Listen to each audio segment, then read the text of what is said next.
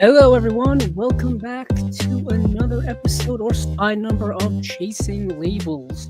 I'm your host, Andrew Cabral, and we are back here once again for hopefully another fun-filled episode of Chasing Labels. This is spy number episode number 198, inching ever so closely to the 200 episode mark. That'll happen in a month from now, basically. If the schedule goes as it usually goes, one episode every 2 weeks, we should be back here in about a month's time for episode number 200. For those of you joining me here for the first time, welcome in. For those of you who are returning for the upteenth time, thank you all for all of the support. But for those of you who are new, what we do here on Chasing Labels, whether it be through the YouTube channel, podcast, audio, video, the various things we do here on Chasing Labels is all about movies. This show specifically, the flagship show of Chasing Labels, simply titled Chasing Labels, we go over the various announcements and news announcements in the world of boutique label home video or home entertainment over the previous 2 weeks or so. It's not everything.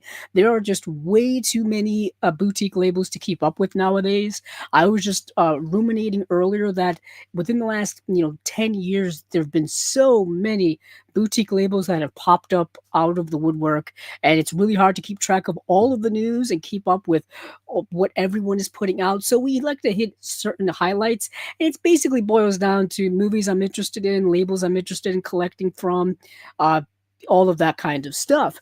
But before we get into all of that, here are some recent things that have happened here on Chasing Labels. We had our most recent episode of the Unwatched Pile, where I talked about the movie Pat Garrett and Billy the Kid, which I had the Criterion release of that has been sitting on my shelf for I think the last 2 years or so. This is the movie directed by Sam Peckinpah. There are 3 cuts of the movie on this release. This is the 4K UHD release. There is a Blu-ray release as well. But this movie here, I believe, is the last Western that Sam Peckinpah did. Came out in 1973. And I watched all 3 cuts of this movie to talk about on that episode of the Unwatched Pile. And it was quite an interesting thing to do, just to see all of the backstory of the different cuts, the tumultuous making of this movie, all of that, and then just talk about the movie itself. The movie stars Chris Christopherson, James Coburn, and Bob Dylan. Yes, the musician Bob Dylan, the Pulitzer Prize-winning artist Bob Dylan. No, he has a Nobel Prize. Is it Nobel? I think he has a Nobel Prize. Yeah, Nobel Prize. But either way, Bob Dylan acts in this movie.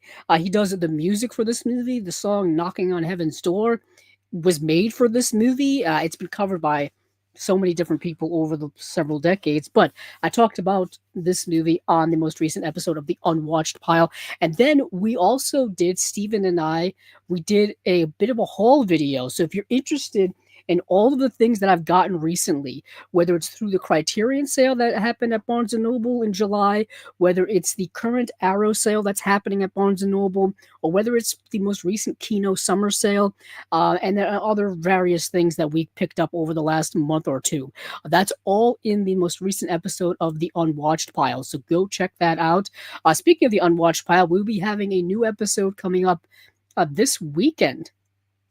I believe this Saturday we will be this Sunday. Hold on, let me get my calendar out because I can't remember if it's Saturday or Sunday because we're doing Movies Down Memory Lane one day and we're doing Unwatched Pile the next day. So this coming Sunday will be Movies Down Memory Lane, the 30th, and then on the 29th, we'll be doing the Unwatched Pile, a new episode of the Unwatched Pile. I still haven't picked my movie yet, so I'm not even sure what I'm going to be watching, but stay tuned for that. So this coming weekend, the 29th and the 30th, there will be stuff here on Chasing Labels. Before we get into the most recent announcements, we have some comments here from Acres of Movies. We have hello, thanks from Hello, thanks from Stacy. What are the features for Miami Blues? We will get into that. Coincidentally, it's the same release that Radiance put out a couple of years ago, so it's going to be the same list.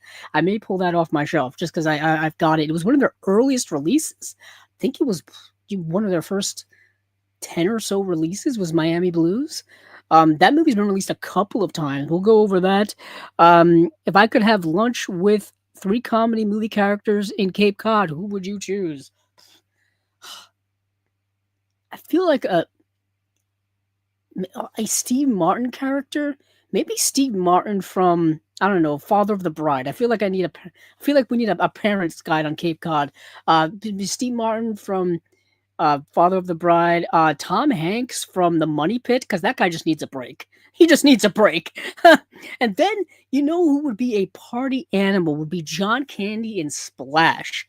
You need a guy who's just going to be kind of unhinged and kind of crazy. So I feel like John Candy from Splash would be someone fun to have. Ben Foster calls you. He asks, should he be the next Freddy Krueger? What do you say? Send me an audition. show, show show me an audition tape. Let me know. Let me know if he can do it. I have no doubt that he can play horror.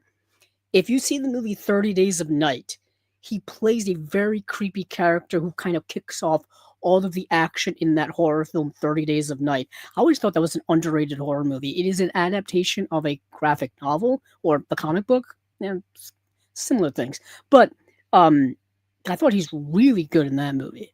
And he's a small role, but he's creepy in that movie. You need a creepy Freddy Krueger.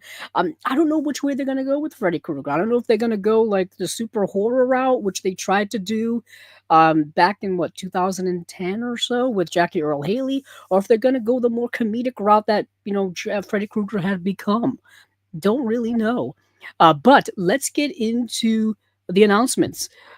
So with the announcements over the last little while, several big time labels, Criterion, Warner Archive, and Radiance are going to be chief amongst them that we're going to talk about for this episode, plus a couple of other things that have happened.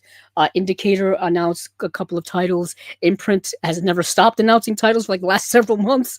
A couple of things in there, and then some one-offs here and there that we will get into. All of the titles should be in the description below of the various things that we're going to talk about. But let me Acres of Movie says Radiance is shining lately. Yeah, they've been shining pretty much since they started like 3 years ago at this point. We're gonna talk about that because I realize that I'm like 100 releases behind in collecting them. But let me add the split screen in here. You guys can see what I'm talking about. So we'll start off, I guess, at the tippity top, at least for me, with Criterion. We will start off with the Criterion announcements. And this is a great batch of announcements. They are kicking off November or the end of the year. November and December for them are usually really good release months. They like to end the year very strong, and they are in this November slate is strong as heck. So the holiday season and the November sale at Barnes and Noble, I will be buying several of these. So I'll list these down and then we will talk about them individually. I was fortunate enough that I've seen all of these movies. I just happened to break down that way. But so we have The Right Stuff, Shadows of Forgotten Ancestors, Wild at Heart, the David Lynch film, Shoot the Piano Player, the Francois Truffaut film, which I think has only been available on DVD from them. Marie Antoinette, Sofia Coppola's Marie Antoinette is getting a 4K release finally. Blue Heron, which is a movie that came out this year. One of my favorite movies of the year is the movie Blue Heron. Devastatingly just a devastating movie in a very human way. We'll get into it. Harold and Maude, the quintessential 70s classic, Harold and Maude, the Hal Ashby film. K-pop Demon Hunters, which was one of the biggest and most successful movies of last year. The song is played nonstop online for people. Children love that song, and young people love that song. Everybody seems to love the song from that movie and love that movie in general. I think to this day, it's still continually top of the charts or in the top of the charts in terms of most watched on Netflix or rewatched on Netflix by this point. Truly, a a successful movie from that perspective when it comes to streaming numbers. I know the movie was produced by Sony, and Sony didn't take it to screen. I guess sold it to Netflix to put on the streaming service, and it was a massive hit. They did feature it theatrically for I think like 1 week or 1 weekend, and it just killed it at the box office. Absolutely loaded up at the box office in terms of success. If they are working on a sequel, I would assume that they would put that out in theaters because it was going to make so much money. And I know that's a rare thing for Netflix to do. They don't like to put their movies out in the theater unless it's a super small run. We talked about it a little bit recently with Guillermo del Toro's work. In the previous month in October, they were releasing Guillermo del Toro's Frankenstein, which got a small theatrical release last year, probably to qualify for awards, which it did get nominated for and all that kind of stuff. But K-pop Demon Hunter is just a financial success. But let's move back to the top. Let's talk about The Right Stuff. This is the Philip Kaufman film from 1983. This is an excellent movie. This movie's fantastic. This movie needs to be praised more for how good it is. I know it's featured in a lot of like highlight reels, sizzle reels for catalog titles in the Warner Brothers arc and the Warner Brothers catalog. It's featured in a lot of sizzle reels for best movies of the 20th century or best movies of the last 50 years. There's always like a little snippet in there from The Right Stuff, because it is that good of a movie, and it's been available on DVD and Blu-ray for many years. I have the Blu-ray here. This is the Warner Brothers digibook that was put out some time ago. When was this bad boy? This came out in 2013. If you can see this here, this is the digibook release of The Right Stuff, which I've had, like I said, since like 2013. And a couple of years ago, Warner Brothers celebrated their 100th anniversary of the founding of the studio. I think they celebrated it in 2023-ish, and they put out a bunch of movies. Not only are re-releasing them on Blu-ray, but they put out a lot of movies on 4K. A lot of their back catalog, big-time titles. You know what I mean? Big-time stuff like Rebel Without a Cause, The Maltese Falcon, Casablanca, Cool Hand Luke was another one. And I was wondering, why didn't they put out The Right Stuff? I mean, this is a staple of the Warner Brothers archive. Why is this not getting a 4K release? And it was also the 40th anniversary of The Right Stuff. 1983 to 2023. That's 40 years. I don't know why they didn't put it out. Lo and behold, I guess Criterion must have had the rights for some years now, and Criterion must have been working on this release for some time, because here it is. Here it is. Here it is. So for those of you who are not aware of The Right Stuff, this is a movie that's based on a book, I believe, of the same title, but it is about the early days of the founding and the start of the space program, the NASA space program.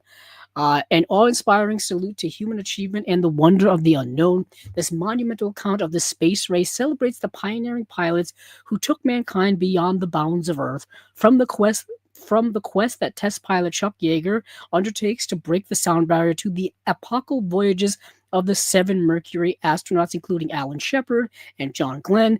The Right Stuff vividly details the triumphs, setbacks, and clashes of personality in America's burgeoning space program. So you've got, such actors in here like Sam Shepard and Scott Glenn, as well as Ed Harris, star-studded cast. And if you're interested in space or the space program or NASA, the space race that happened, way back in the 1950s and 60s, I couldn't recommend this movie enough. Excellent film. Well acted, well directed. The story is engrossing. Super excellent movie, and it's now going to be available on 4K. So this new 4K edition will have a new 4K digital restoration, supervised and approved by the director of photography Caleb Deschanel, who is the father of actresses Zoe and Emily Deschanel, with a 70mm 5.1 surround DTS HD master audio soundtrack. There is the original 2.0 surround and 5.1 DTS HD master audio track as well. One disc, one 4K disc with the movie, and then I'm assuming the Blu-ray has the special features. Dolby Vision HDR is going to be available for this release. That's going to look nice. Archival interview excerpts with director Philip Kaufman from the Academy Film Archives Visual History Program. New program on the film's visual effects, sound design, and editing.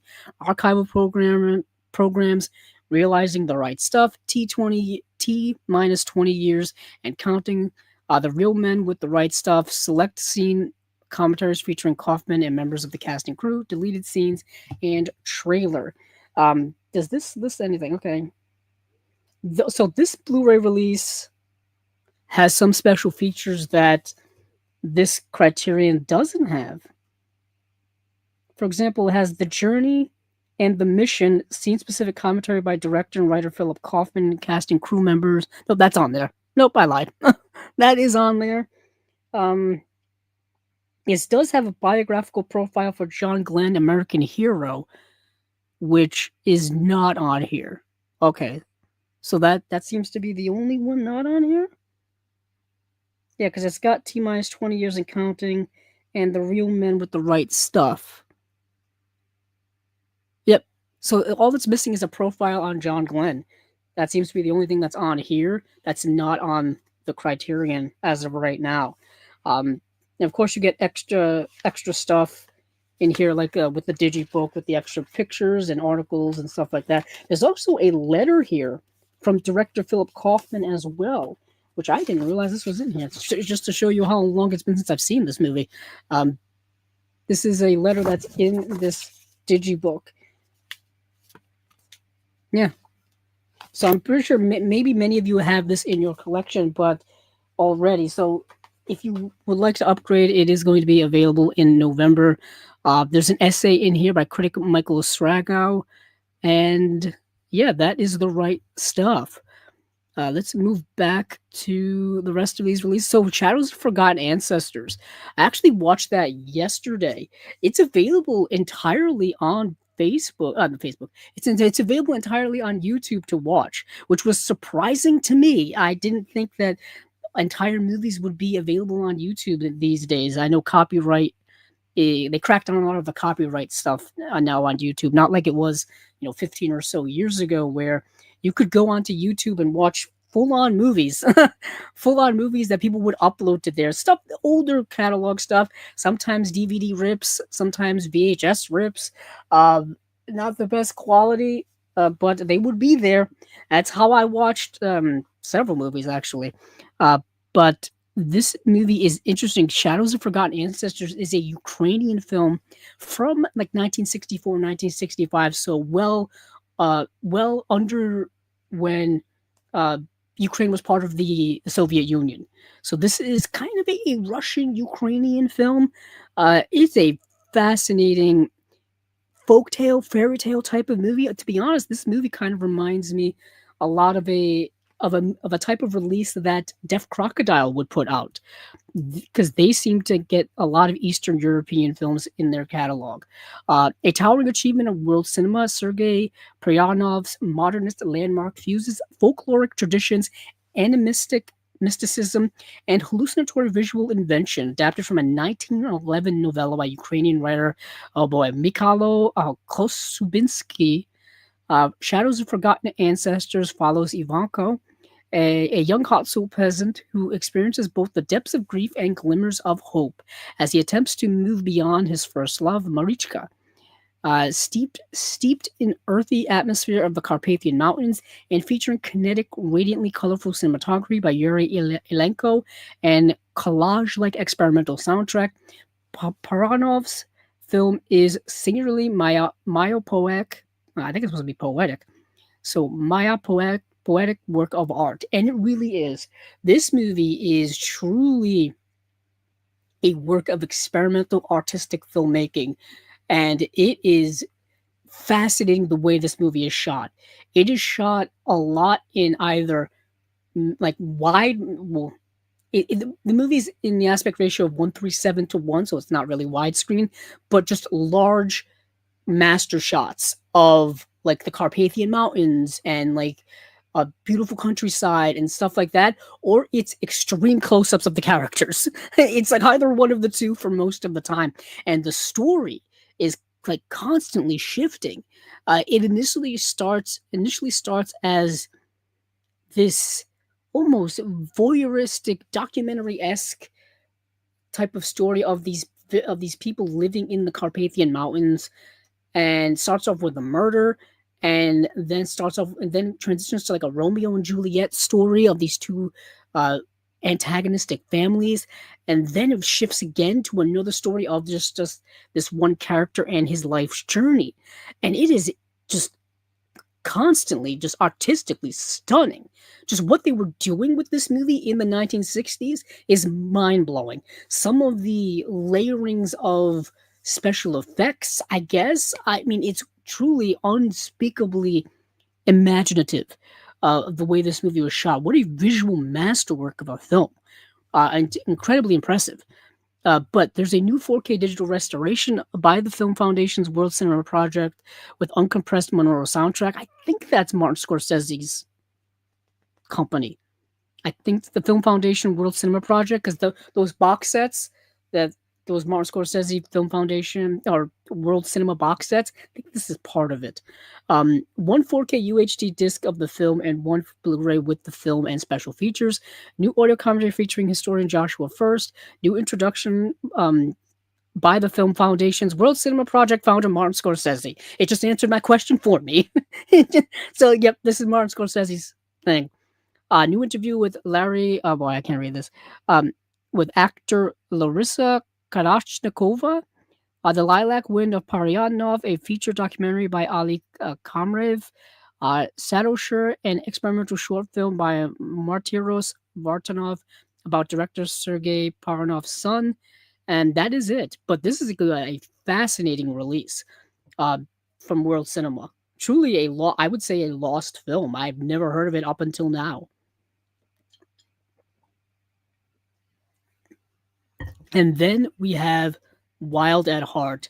This is the David Lynch film from the early 90s, actually from 1990. Can't get much earlier 90s than that. This is a movie that I've had in my collection for many, many years. This is the movie that he worked on while he was he was supposed to be working on Twin Peaks, but he wasn't too involved in the second season of Twin Peaks because he was working on this movie. This movie, I think, was at the Cannes Film Festival. I think it won the Palme d'Or. I should probably look these things up instead of just guessing. But Wild at Heart stars Nicolas Cage and Laura Dern, and these are two young lovers on the run.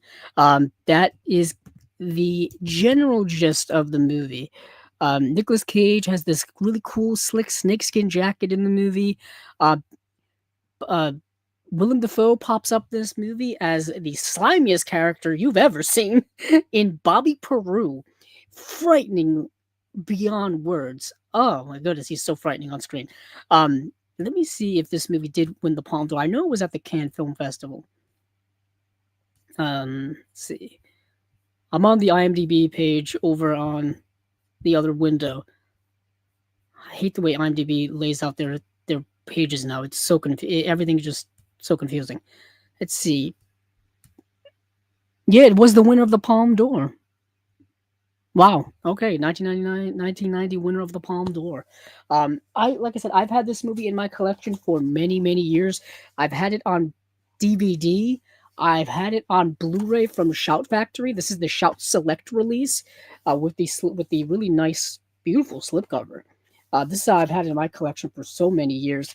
I will definitely be buying this day one. And this is a day one must-have release for me of Wild at Heart. I have to get it. I love David Lynch. He's one of my favorite filmmakers ever. So I own all of his movies. I talk about him all the time. I think about him all the time. So Wild at Heart is also, there are certain homages in this movie to The Wizard of Oz. There is a whole documentary that actually Criterion put out a couple of years ago that we've talked about here on Chasing Labels when it was announced. It's called Lynch Oz, where throughout all of David Lynch's work, there are hints and references to The Wizard of Oz, a movie that he obviously absolutely loved, and Wild at Heart I think is kind of one of the most overt um, homages to The Wizard of Oz. So if you haven't seen Wild at Heart yet, I highly recommend it. Let me read the little blurb that we've got here from Criterion to see what they have to say about it. This whole world is wild at heart and weird and on top.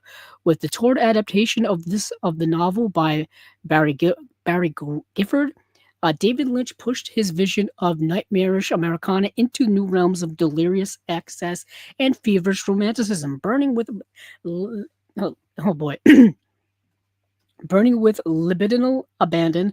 Laura Dern and Nicolas Cage are Lula and Sailor, outlaw lovers whose reckless passion sends them on the run through a menacing South, where their dream of freedom collides with a vortex of violence and depravity, blending all American iconography ranging from Elvis to The Wizard of Oz into a twisted Southern Gothic soap opera, and featuring memorable supporting turns by Willem Dafoe and Diane Ladd. Diane Ladd famously being Laura Dern's mom. The film conjures a dark dreamscape of danger, desire, and fantasy that stands as perhaps the most transcendently perverse love story of the 1990s. And all of that's really, really accurate. Really accurate. Let's see what we got here for special features. So this is getting a 4K release. There's a new 4K digital restoration of the unrated international version, supervised by director of photography Frederick Elms and approved by the David Lynch estate, with 2.0 DTS HD master audio soundtrack, alternate 5.1 mix, newly created from the original 35mm DME magnetic tracks by re-recording mixer Dean Hurley. One 4K disc presented in Dolby Vision and one Blu-ray with the special features. New introduction by film programmer and critic Dennis Lim. Archival documentaries featuring interviews with Elms director David Lynch, actors Nicolas Cage and Laura Dern, Willem Dafoe, Diane Ladd, and Isabella Rossellini. Yeah, she is in the film. Novelist Barry Gifford, editor Dwayne Dunham, filmmaker Bernardo Bertolucci, and other members of the cast and crew. Deleted scenes and outtakes with the new 5.1 surround mix by Hurley, readings from The Room to Dream, a 2018 book co-authored by David Lynch and critic Christine McKenna, segments from a 1988 episode of Cinema de Notre Temps featuring Lynch, music video directed by Lynch for Chris Isaac's Wicked Game, that famous song. And yeah, so this is a stunningly beautiful new release. See, do they credit? Yeah, plus an excerptable interview with Lynch from filmmaker and writer Chris Rodley's book Lynch on Lynch, and a new introduction by Rodley. And then you got that cover on the right there as well. I'm just looking quickly over at the Shout Factory release that I have. Let's see. So, new interview with novelist Barry Gifford, over an hour of deleted scenes. Love, Death, Elvis, and Oz, the making of the Wild at Heart. Dell's Lunch Counter extended interviews. Lynch on the DVD process. Original 1990 making of EPK, image gallery, and TV spots. Specific spontaneity. Focus on David Lynch. So that's what's on this Blu-ray.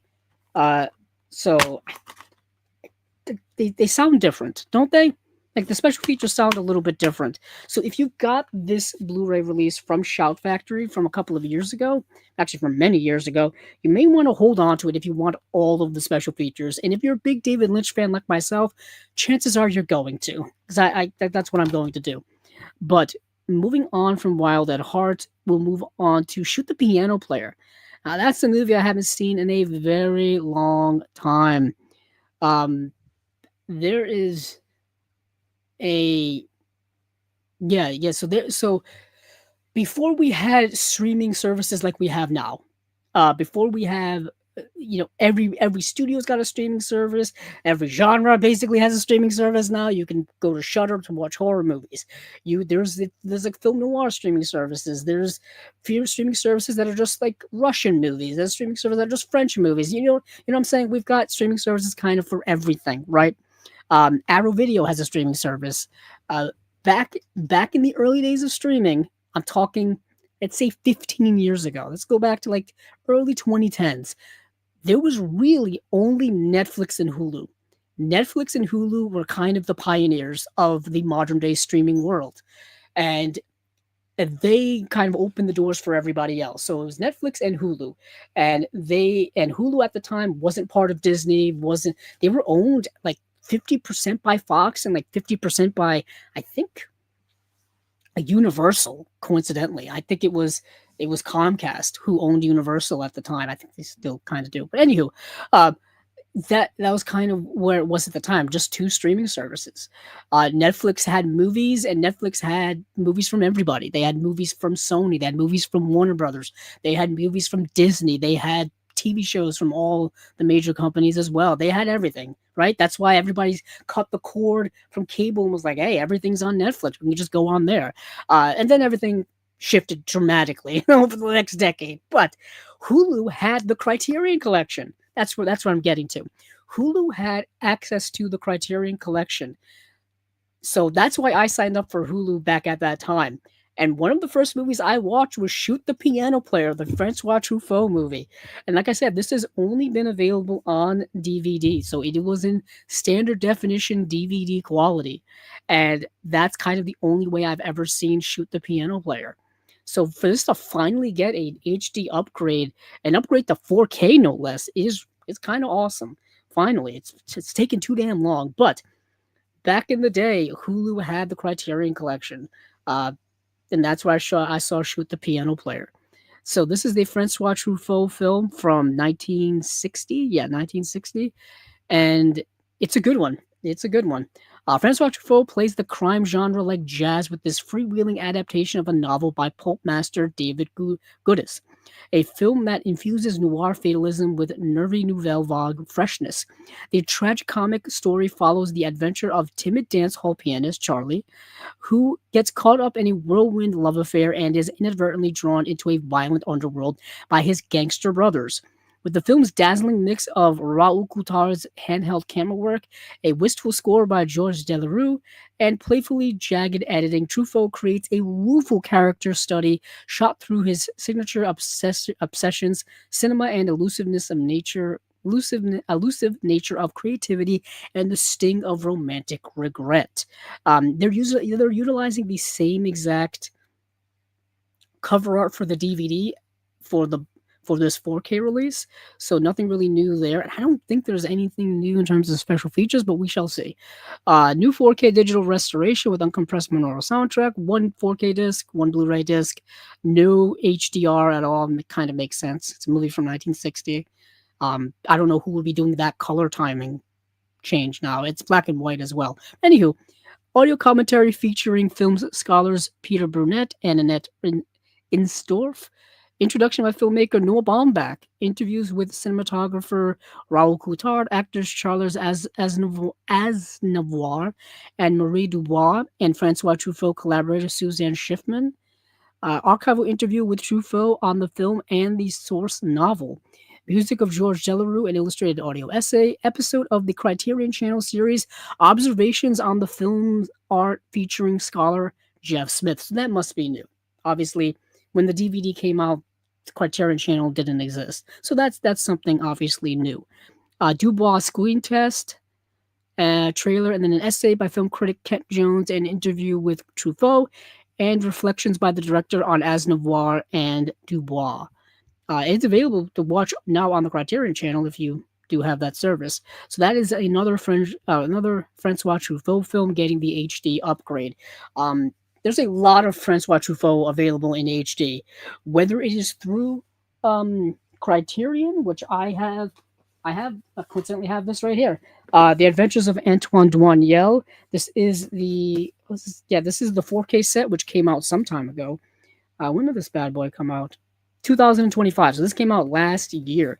So I've got this, and I've got no place to put it. That's why it's still here on my couch. I have no place to put it. This has the 400 Blows, Stolen Kisses, Bed and Board, Love on the Run. It's got a booklet here as well. But Francois Truffaut, of course, did many other movies. The Last Metro is another film of his that I have. So many movies.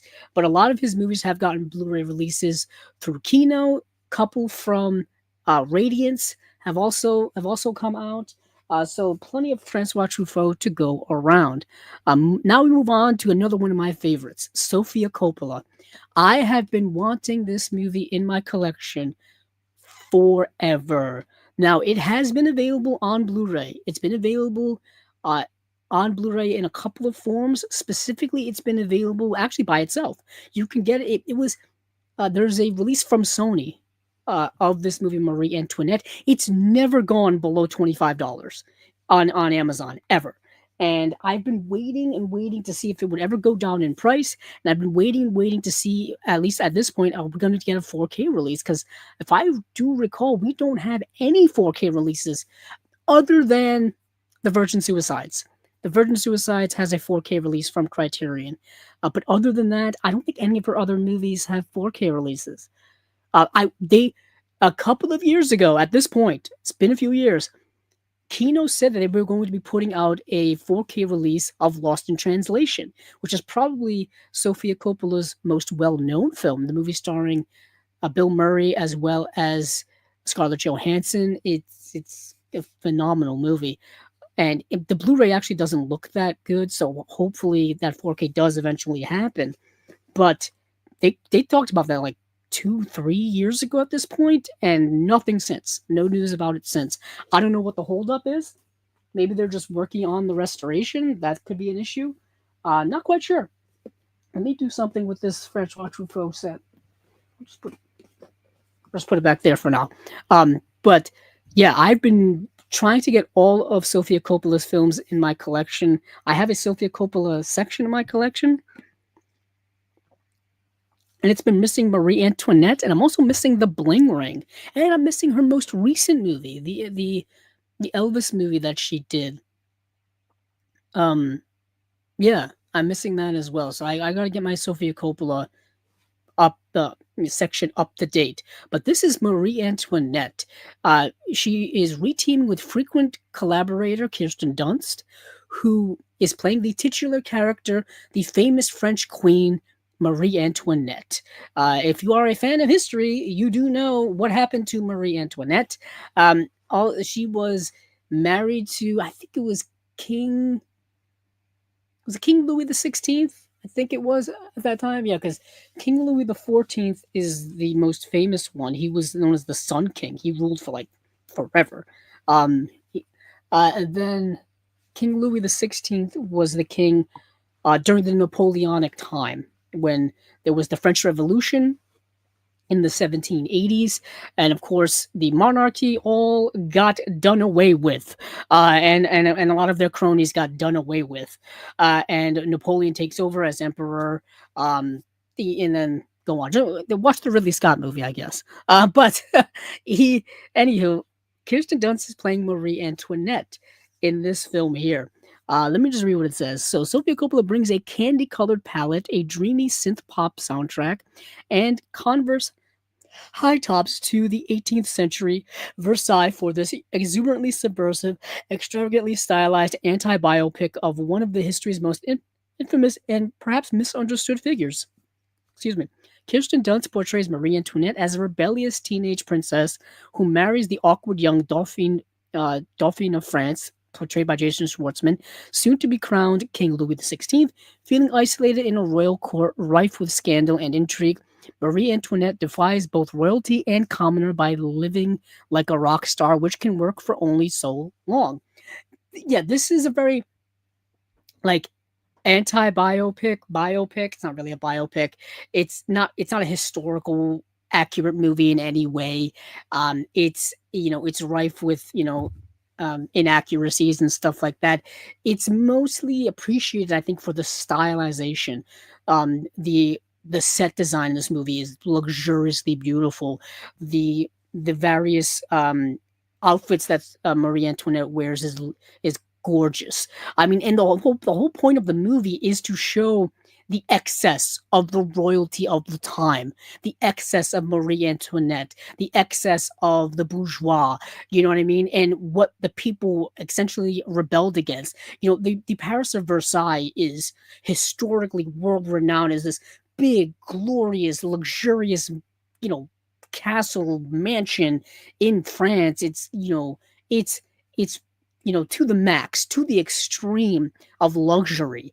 And the people rose up against all of that because they were starving, because they were starving and their lives were awful. And it's the classic tale as old as time. It's the story of the haves and the have-nots. It's the story of the upper class hoarding all of the wealth and the food and the luxury and everything, while everybody else is just left in squalor. I mean, it's something we still deal with to this day. This movie's not really concerned so much with that type of stuff, but it is in this film. There's a lot of interesting stylized filmmaking in this movie. It's you got to watch it. You just got to watch it. I'm a big fan of Sofia Coppola's work, so maybe I'm a little biased. Um, yeah. So let's see. Psychotronic Cinema, which is I think our friend Ian, who was on here a couple episodes ago. Very excited for Marie Antoinette. Saw it in the cinema when I was 15. Wow. Yeah, I never got to see this movie in there. I don't think I've seen no, I've seen The Beguiled. I was just gonna say I don't think I've seen a Sofia Coppola movie in the cinema, but I have. I saw The Beguiled, her version of The Beguiled. And then Psychotronic Cinema 4892 also says it's kind of a biopic making her like a teen pop star, which is kind of weirdly accurate. Yeah, it is. That's why I said it's not historically accurate. It's meshing modern day like modern day mentality of like fame and popularity, but with like a 18th century setting. It's an odd mesh, but it works. But let's get into what it actually is contained in this release of Marie Antoinette. Let's see, there's a 4K digital restoration supervised and approved by director Sofia Coppola and director of photography Lance Accord with 5.1 surround GTS HD master audio soundtrack, one 4K disc, one Blu-ray disc. Dolby Vision will be used for this release, so it's the colors are gonna pop. The colors are going to pop. New interview with Sofia Coppola. New selected scene commentary featuring actor Kirsten Dunst. That's awesome. New program featuring interviews with Accord production designer KK Barrett and costume designer Milena Canonero. Parody short featuring Jason Schwartzman as Louis XVI. Deleted scenes. Music video for Phoenix's Run Run Run trailer. And then there's an essay by critic Claire Marie Healy. Yeah, I don't think that Sony release that I was referencing had any special features at all. So it was. Let me just do a quick check on that, but I don't think it had any. Let's see. It came out in 2016. That release, I think it was for the 10th anniversary, and it's got absolutely nothing. It has a making of Marie Antoinette. Second opera deleted scene with detailed text introduction. Another deleted scene with text introduction. And it's got the MTV Cribs tour of the set with Jason Schwartzman. I think that's that parody. But it doesn't have. That's interesting. It has a 25-minute making of, which I don't think is on this release. Let me look at this Marie Antoinette again. No, but it's got new programming though. So if you want everything, I guess you have to get that old Blu-ray release because it doesn't have that 25-minute making of. I don't know why they couldn't just transfer that over. Typically, Sony plays well when it comes to letting boutique labels put out re-releases of their movies. I don't know why they couldn't get the rights to that making of. But you got some new stuff on here. Let's take a look at what else Criterion has to offer. Let me go back. See, we will go to Blue Heron now. So Blue Heron, like I said in my kind of little intro to all of these titles, is one of my favorite movies of the year. This movie is directed by Somi Ramvari. It's a singular coming-of-age story. This revelatory feature debut by Sophie Ramvari heralds the arrival of a major new cinematic voice. In the late 1990s, 8-year-old Sasha and her Hungarian-Canadian family relocate to a new home on Vancouver Island. but their fresh start is interrupted by the increasingly dangerous behavior of her eldest brother, Jeremy. At wit's end, the parents are presented with a shattering choice, audaciously layering the past and present until they converge in a moment of devastating emotional clarity. Blue Heron evokes the languid haze of a childhood summer and the hidden tensions of rippling underneath.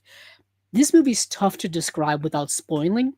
It's tough to describe because of its style, because of its mesh of of you know a mesh of being a movie and also being very close to reality, and also drifting between the two.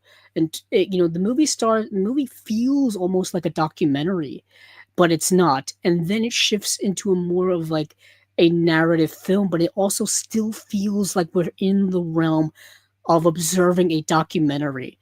It's truly unique. I can't explain it, but there's a lot of big time human themes in here, specifically familial related and familial relationship related when it comes to, oh goodness, so much going on in this movie. It's tough to describe. When it comes to a kind of disruptive homes, when it comes to families that have certain issues with children that are going on, certain issues with family members that they can't control, mental health issues, anger issues, behavioral issues that seem to creep up when people reach a certain age, typically teenage years, and all of these unspoken themes and conversations that never happen, but should happen, is all bubbling underneath in this movie.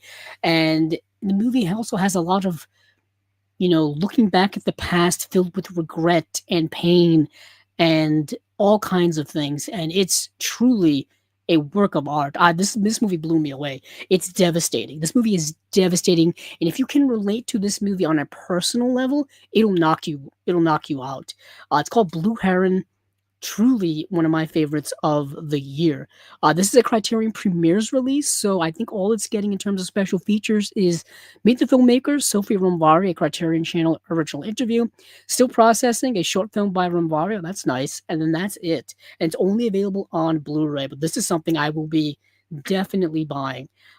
This is, yeah, like I said, one of my favorite movies of the year. I'm so glad it's getting a physical media release. And then we've got Harold and Maude. I'm pretty sure many of you, if not all of you, have this in your collection in some way, shape, or form. This is Criterion 101. This is movie fan, cinephile, movie lover, movie collector 101. I feel like everyone has to have Harold and Maude in their collections. I know I do. I've got the original Blu-ray release from Criterion that came out back in 2012. This was an early Criterion buy for me. This movie, directed by Hal Ashby, darkly comedic, starring Ruth Gordon and Bud Cort. Bud Cort just recently passed away.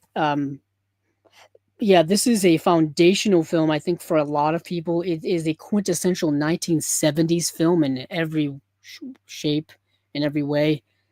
It's unique. It's unique. Harold and Maude. Let's see how they write it up here. With the idiosyncratic American fable Harold and Maude, countercultural director Hal Ashby fashioned what would become one of cinema's most beloved comedies. Yeah, working from a script by Colin Higgins, Ashby tells the story of the emotional and romantic bond between a death-obsessed young man from a wealthy family, Bud Cort, and a devil-may-care bohemian 60 years his senior in Ruth Gordon.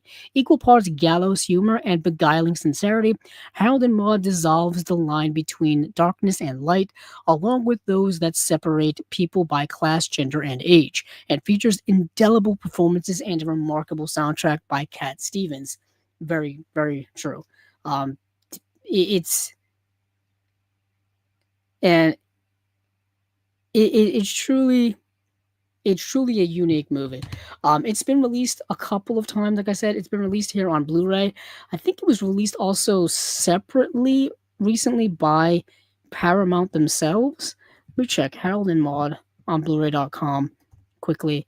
Yeah, there was a Paramount Presents release in 2021 that Paramount put out, and they also, I think that was it. Yeah, because now it's getting a 4K release as well.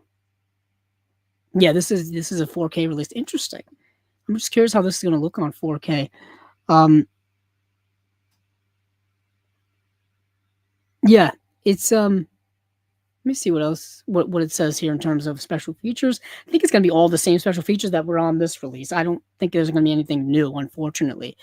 4K digital restoration with uncompressed monaural soundtrack, alternate 5.1 DTS HD master audio soundtrack, one 4K disc, one Blu-ray disc, Dolby Vision. Okay, didn't see that coming for this movie. This movie's not really a visual feast of a film.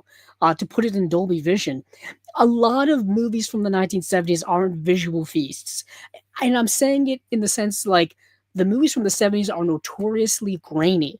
They notoriously have film grain. They're gritty by design. Like that's the way they're supposed to look. So anytime you see a movie from the 70s that they've cleaned up all the film grain and all that stuff, that is not accurate at all to the way these movies looked. Notoriously 1970s American cinema, I'll talk about American cinema, is notoriously grainy.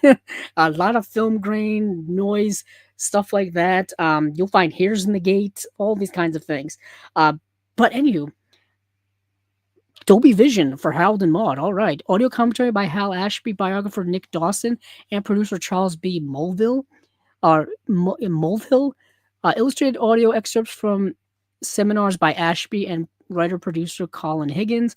Interview with songwriter Yusef/Cat Stevens.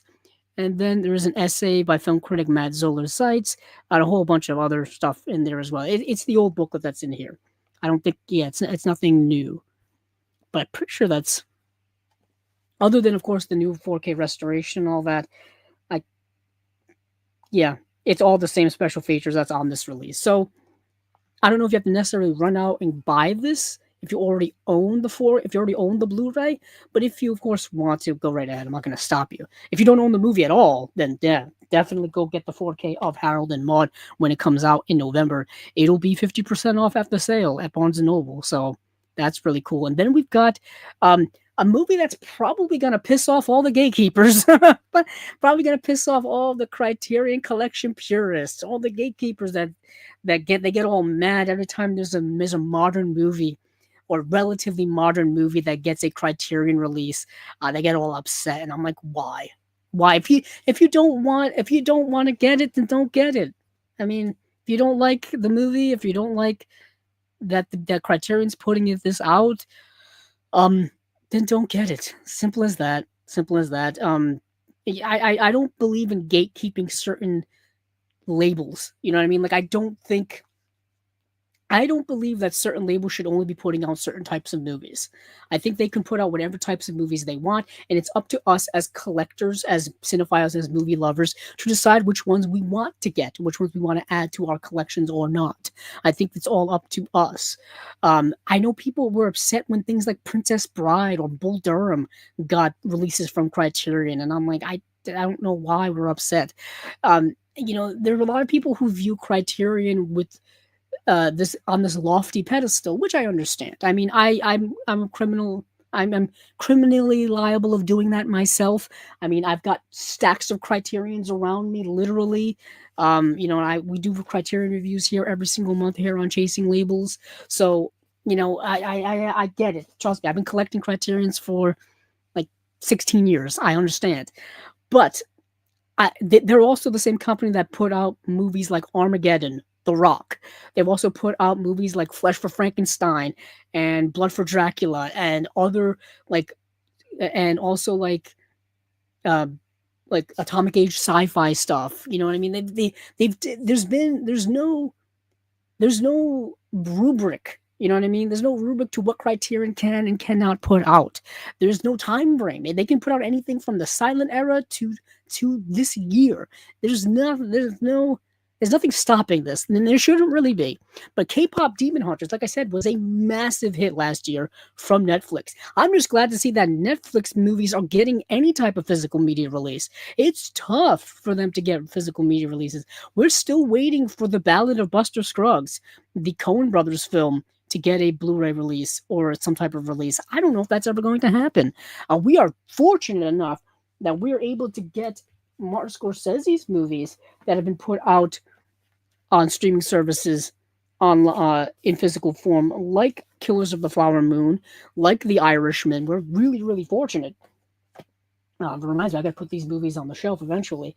But um, K-pop Demon Hunters. So, for those of you who did not get to see this, worldwide phenomenon, a few films have taken the world by storm, quite like K-pop Demon Hunters, an Academy Award-winning a sensation overflowing with dazzling animation, unforgettable characters, and tenaciously catchy songs. At the film's center is the chart-topping girl group Hunter X, whose three members, Rumi, Mira, and Zoe, have been busy juggling the pressures of stardom with their secret duty to shield their fans from supernatural forces. When their demon enemies suddenly take the form of a rival boy band, the trio must overcome their deepest self doubts and use their music to protect humanity. Richly layered with references to Korean culture, both ancient and modern, this generous bridging phenomenon has inspired millions of fans with its message of friendship and self-acceptance. That's a beautiful message for anyone, right? So this is getting a 4K release, Blu-ray release. Hopefully it sells well. Let's see what we got here for special features. A new 4K digital master approved by directors Maggie Kang and Chris is that Applehans with Dolby Atmos surround track. That makes sense. The movie's got music galore. A one 4K UHD disc of the film presented in Dolby Vision, HDR, and two Blu-rays with the film and special features. Full feature-length animatic with new introduction by Kang and Applehans, new making of documentary, two video essays by filmmakers Taylor Ramos and Tony Zhu, and lyric videos. Let's see, collectible postcards featuring original illustrations by the artists who worked on the film, an essay by critic Karen Hahn, and as you can see here, these are the poster art cards in here.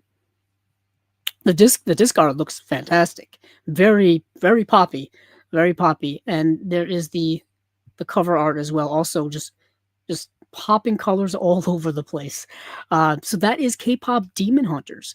I think that's it for everything from Criterion for the month of November, because the stuff we've got here is from October, which we talked about a few episodes ago, coincidentally with our friend Ian Schultz, who was just here in the chat. So one more time for everybody at home, we have The Right Stuff, Shadows of Forgotten Ancestors, Wild at Heart, Shoot the Piano Player, Marie Antoinette, Blue Heron, Harold and Maude, and K-pop Demon Hunters, all getting releases in November, just in time for the holiday season, just in time for the Criterion sale. All right, so let's move on from there. Let's go over to Radiance. And now Radiance has their releases that are upcoming. We have 1, 2, 3, 4, 5, 6, 7 releases from Radiance. Luckily, I think I've seen all of these movies, but some of these I've talked about before because some of these have gotten releases from other labels. For example, Nadja. I just talked about Nadja, or it's either Nadja or Nadja. Don't know how to pronounce it. Well, I do it both. I pronounce it both ways just to cover all my bases. But this is actually getting a release from our friends over at Arbalos. Arbalos is putting this out. Radiance is putting this out through their Transmission sub-label. But let's run these down and then we'll get into them. So we have Nadja that's getting a Transmissions release in 4K UHD plus a Blu-ray. We have Mulberry Street, which is another sub-label. I think this is Chasm. Yeah, Chasm. That's another sub-label. Actually, the first three of these are all sub-labels. And then we've got a Raro video release of The Ghost, which is getting a 4K release. Now, I didn't know Raro was doing 4K releases. Then we've got the big one. This is the one that I think a lot of people are going to scoop up, including myself. This is Radical Japan Survival and Desire, 6 films by Shohei Imamura. This is a 4K UHD box set, also Blu-ray as well. This goes right along with the Radical Japan set they put out, which is out of print. If you can find it, get it while you can. This is Radical Japan Cinema and State. These are films by Nagisa Oshima. I have this box set here. So this one that they're putting out, the other Radical Japan set, is going to be very similar to this. Very similar. Probably exactly alike. Just obviously different movies, different filmmakers. I think this is coming with 6 movies. Yeah, so if you have this set, this other new Radical Japan set will be very similar. Um, and then we've got Simone Barb's or Virtue. And then we have A Free Woman. And then we have a 4K UHD re release of Miami Blues, which, like I said, is I'm going to get my copy of it. I have the Blu ray they put out a while ago. Let me go get it.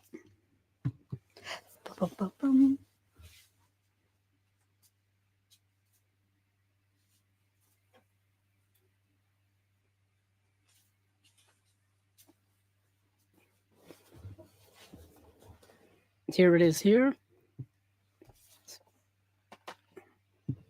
This is the movie starring Fred Ward, Alec Baldwin, and Jennifer Jason Leigh. Let's start with that one. Why not? Now, I know our friend Acres of Movies, I don't know if you're still in the chat, but um, let's get into the special features and the movie itself. I mean, we talked about this movie many, many moons ago. This is so all of the Radiance releases are numbered. For those of you who don't collect Radiance or don't know anything about Radiance, they're numbered, similar to Criterion and other boutique labels. This is number 5. So this was part of their first rollout batch of movies. Now this came out. I don't think there's. Let's see. Trying to see if there's a copyright date. It's in very small fine print at the bottom. Doesn't 2023. So 2023 was the first year of Radiance. That's when they started putting out releases. This was part of their first batch of releases, and I've had this ever since. Now let's read what it says here for the movie. George Armitage adapted celebrated noir author Charles Wilford's novel Miami Blues for the screen with the new star Alec Baldwin in the lead role as sociopathic criminal Frederick J. Franger Jr. Arriving in Miami fresh out of jail, he commits one crime after another when he meets young hooker Susie, Jennifer Jason Leigh, who he starts to build a pseudo-married life with, including the home cooking and the white picket fence, as Frederick tries to juggle domesticity with his mounting crimes. Dogged cop Hoke Mosley, Fred Ward, threatens to put his freedom in jeopardy. Baldwin is brilliant as the unhinged criminal tearing through Miami, while Armitage perfectly balances the humor and violence in this singular crime comedy that betrays the quirky influence of producer Jonathan Demme. Something Wild, Married to the Mob. Yeah, this does actually feel like something like a Jonathan Demme movie. It does feel like Something Wild or Married to the Mob. So this 4K UHD release of this movie, let's see, has a 4K restoration of the original negative presented in HDR Dolby Vision, uncompressed stereo PCM audio, interviews with Alec Baldwin and Jennifer Jason Leigh. It's got David Jenkins looks at Miami Blues and Jonathan Demme's role in the production.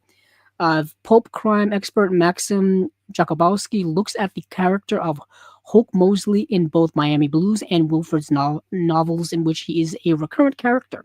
Behind the scenes and promotional image gallery. So that is, I believe, all of the same exact special features that was on this original Blu-ray release from 3 years ago. So if you have this release, you have all the features already. If you want the movie on 4K, I guess you can upgrade. Yeah. This is I think this movie's from 1989. Yeah, so this was around. So this is the Alec Baldwin who was in like Beetlejuice. Like it's that era of Alec Baldwin. Yeah, Jennifer Jason Leigh is really good in the movie. I saw this when I saw this like 3 years ago when this was put out. But yeah, I've had it in my collection obviously ever since.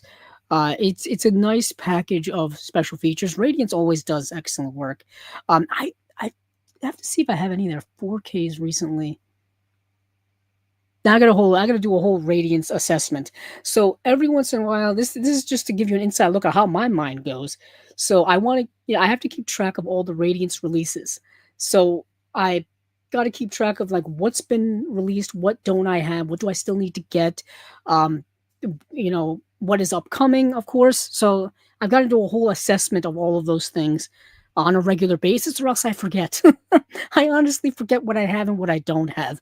Um, if you're a collector out there who's got thousands of movies like myself, you understand what I'm talking about, of forgetting what you have and what you don't have. That's why sometimes I end up accidentally buying the same movie twice. Uh, it happens. It happens to all of us. It really does. But that is Miami Blues. Let's move on to another Radiance release. I'm tempted to go. Let me go back to the top here. Let me talk about. So we've talked about Nadja already. We talked about it, I think, like 2 episodes ago. So I don't need to talk about this movie again. It's it's it's a, how do I say this? Kind of a stripped down vampire film from the 90s produced by David Lynch. That'll get you. That'll get you. Let's see. Yeah. Peter Fonda plays Van Helsing, who kills Dracula. I'll just read this. I'll just read it. Why not? For those of you who don't know the movie, I've read this before. But when Van Helsing kills Dracula with a stake through the heart, the Count's daughter Nadja uh, sets out to reclaim his body, embarking on a dark odyssey that begins on the streets of downtown Brooklyn and ends in Transylvania. Sexy, funny, and with a shingly hip soundtrack. Achingly, an achingly hip soundtrack featuring My Bloody Valentine and Portishead. Nadja is a sui generis blend of classic vampire horror and 90s independent filmmaking presented in glorious pixel vision. New 4K digital, new 4K restoration by Arbalos and Grasshopper Film, presented in SDR, so that's standard dynamic range, so no HDR. Approved by director Michael Almereda and director of photography Jim Denault. Let's see, uncompressed stereo PCM, audio, original uncompressed 2.0 stereo, and 5.1 Dolby surround mix, if you so choose to use it. The Pain of Fleeting Joy, new critical appreciation from novelist and screenwriter Megan Abbott. Comfort in the Shadows, Nadja Locations tour with journalist and filmmaker Michael Gingold. The Cult of Nadja interview with programmer Jeffrey Badger on the film's cult legacy. New interview with star Elena Lowenson. New interview with producer Mary Sweeney. New interview with producer Amy Hobby. New interview with cinematographer Jim Denault. New interview with composer Simon Fisher Turner. New interview with filmmaker Bertrand Mendico. U.S. theatrical re-release trailer, and then you get subtitles. It's a booklet featuring new writing by Vadim Rizov and Jason Wood, limited to 5,000 copies. And Sister Hyde does the artwork. Okay. Yeah, there's new artwork by Sister Hyde and a removable OBI strip featuring packaging free of certificate and markings. That's right. So this strip here on the side, you can take this off and reveal the whole, the whole cover, the whole back, if you so choose to. Me, I'm a purist, so I keep these things on. I don't want to mess with them. I like to keep things in their original form as much as possible. I even keep like original paperwork inside of things, all that kind of stuff. But for those of you, who don't, haven't seen this release, here's what it looks like on the inside. Yes. So, that is Nadja. So this is put out by Transmission. Is it it's Transmission release. Yep, it's got the Transmission stuff on the side. Oh, speaking of which, I can show off Transmission. Because I've got one of the releases here. I've got to get Highway to Hell. And I know Vampire's Kiss just came out, and then that those 2 Spanish films as well. But this is special effects. I still have to watch this. Yeah. So this is special effects. This is the Transmission release. Obviously, some of these kind of just come off on these Transmission releases because they're not really. There's no glue on this one particularly, which is kind of unfortunate because I don't want to lose it or tear it in any way. It's very thin paper. But yeah, that's a Transmission release from Radiance. Put that back. Let's move on.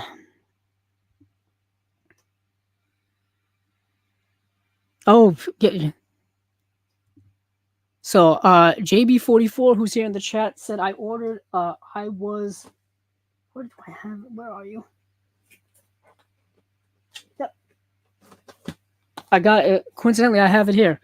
JB44 says, I ordered What Happened Was twice recently.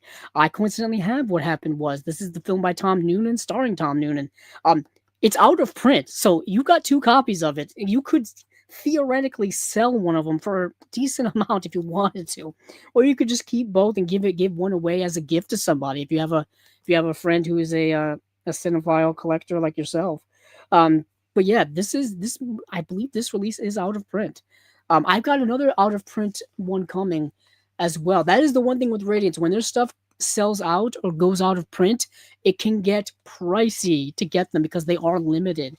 I just got The Eel, the Shohei Imamura film The Eel, which actually won the Palme d'Or as well. And I found it on eBay for a good price. I don't know how because it was people were selling it for like $50 or more, and I was like, that's a lot. That's like double retail of what it would cost when it came out.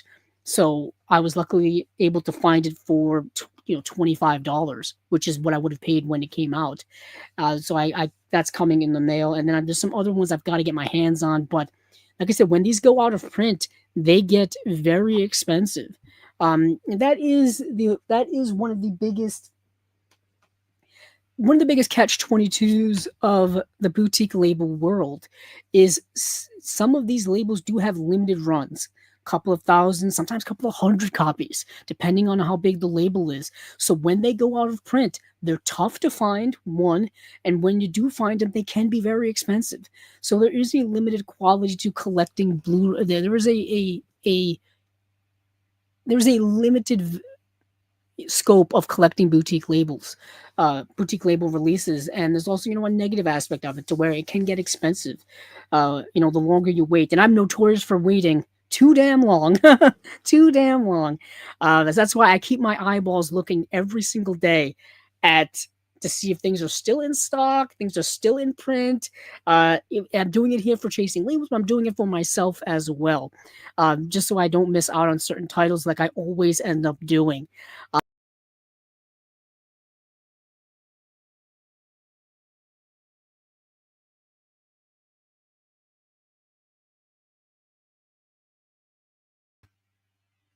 Sorry about that. I accidentally exited out of the thing, but I'm back. Hopefully, I'm back.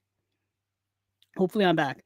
I accidentally hit the back button on the wrong browser. That's the one big thing about utilizing two different windows here.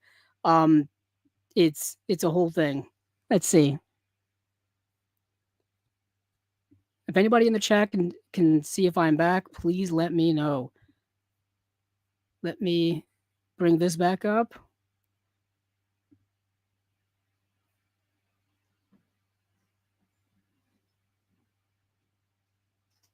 Hold on. Let me see if I'm still recording. If I'm still live streaming, let me know. I'm gonna go check over on the YouTube feed to see if I'm still.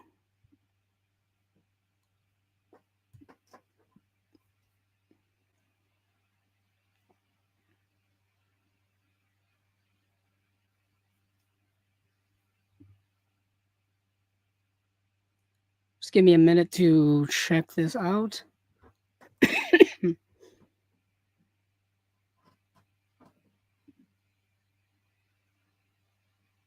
Yep, looks like I'm still live. Okay.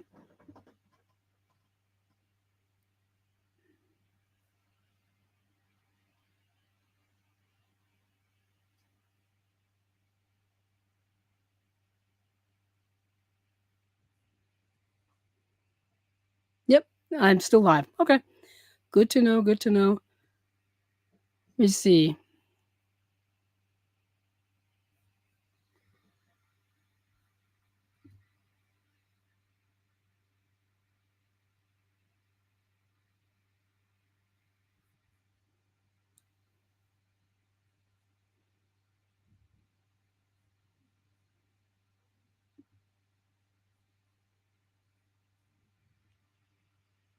Oh, nice.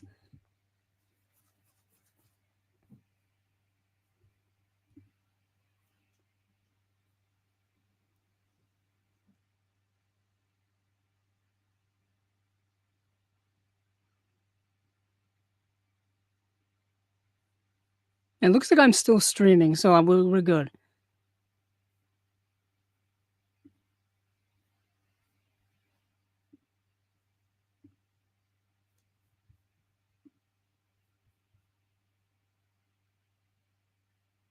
I think we can continue. Okay, we can continue.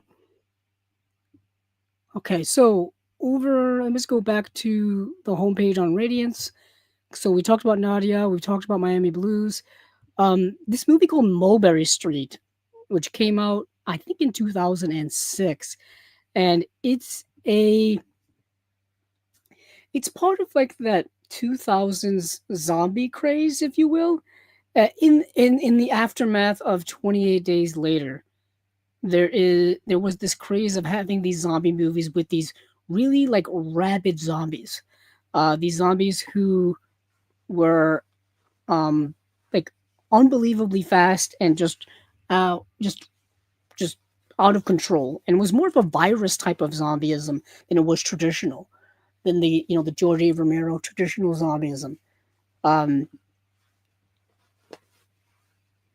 it's yeah, it's an interesting type of cultural touchstone. It feels like in the 2000s there's a lot of horror subgenres popping off. Really were. We had the zombie craze that was popping off all well into the 2010s. There was the found footage craze that popped off during that era as well. We had all kinds of like horror remakes. We had the French extremism that was going on, and all of that stuff that was kind of permeating throughout the culture, and just the horror genre and all that kind of stuff. It's really um,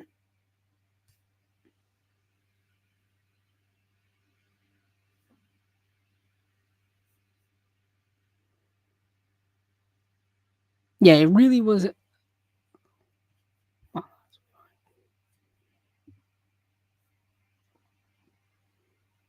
Yeah, it really was a whole big thing. So this movie here kind of fits in there, but it is a rather guerrilla style, low budget version of those types of things. It takes a lot of inspiration, like I said, from 28 Days Later. And let me just read the synopsis here. Let's see. Chasm Films is this sub-label release from Radiance. At the dawn of the 21st century, a diverse group of residents, including boxer Clutch, his veteran daughter Casey, their close friend Coco, and elderly roommates Charlie and Frank live alongside each other in a tenement block on New York's historic Mulberry Street. A few days before they are all due to be forcibly evicted to make way for luxury housing, a virus carried by sewer rats breaks out in their neighborhood, turning its victims into horrifying hybrids of human and rodent. The debut feature film by Jim Mickle, and the first of several collaborations between Mickle and his co-writer Nick D'Amici. Mulberry Street is a visceral, low-budget marvel of independent American horror and a pointed commentary on gentrification and class warfare. Let's see what we have here for special features. We have uh, standard definition digital transfer, sourced from the original mini DV, approved by director Jim Mickle and encoded by Fidelity in Motion. So yeah, this was shot via DV cam, similar to, like I said, 28 Days Later. The neighborhood is changing. Feature-length documentary on the making and legacy of Mulberry Street, featuring new interviews with cast and crew, including director Jim Mickle, producer Linda Moran, cinematographer Ryan Samuel, and production designer Beth Mickle, and stars Kim Blair, Ron Bryce, and Larry Fessenden. Oh wow! New audio commentary with Jim Mickle and Linda Moran.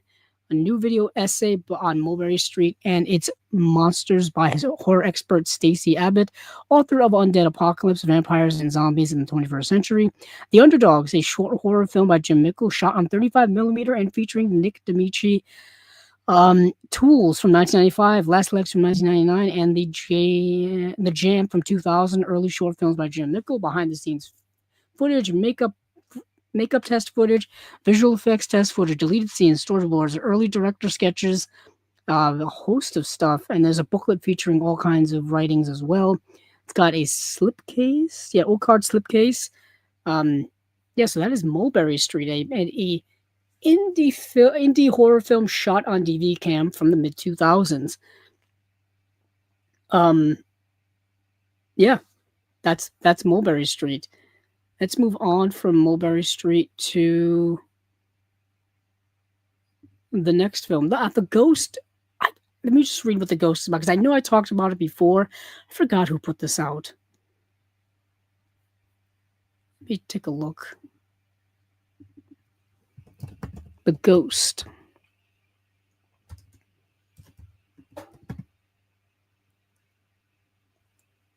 Or Lo Spetro. So it came out back in February from Severin. That's right, yeah, Severin put this out. So there's a Severin release of this, or there's a there's a Severin. Yeah, there's a Severin release of this, or you can get this Raro video release as well. And I think the Severin release was only a Blu-ray. Oh no, there's a 4K of it too. Okay, so 4K from Severin, 4K from Radiance. However, which way you choose, go right ahead. Let's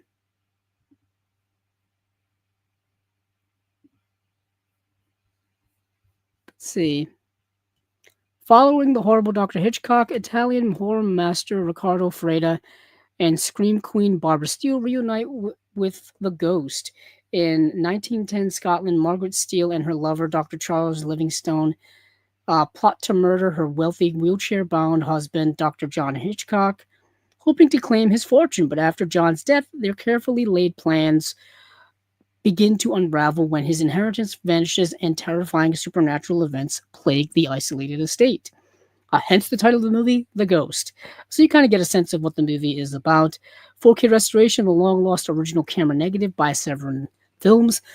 It's the uncompressed mono PCM Italian and English audio tracks, audio commentary by historians Eugenio Ercolani and Troy Haworth.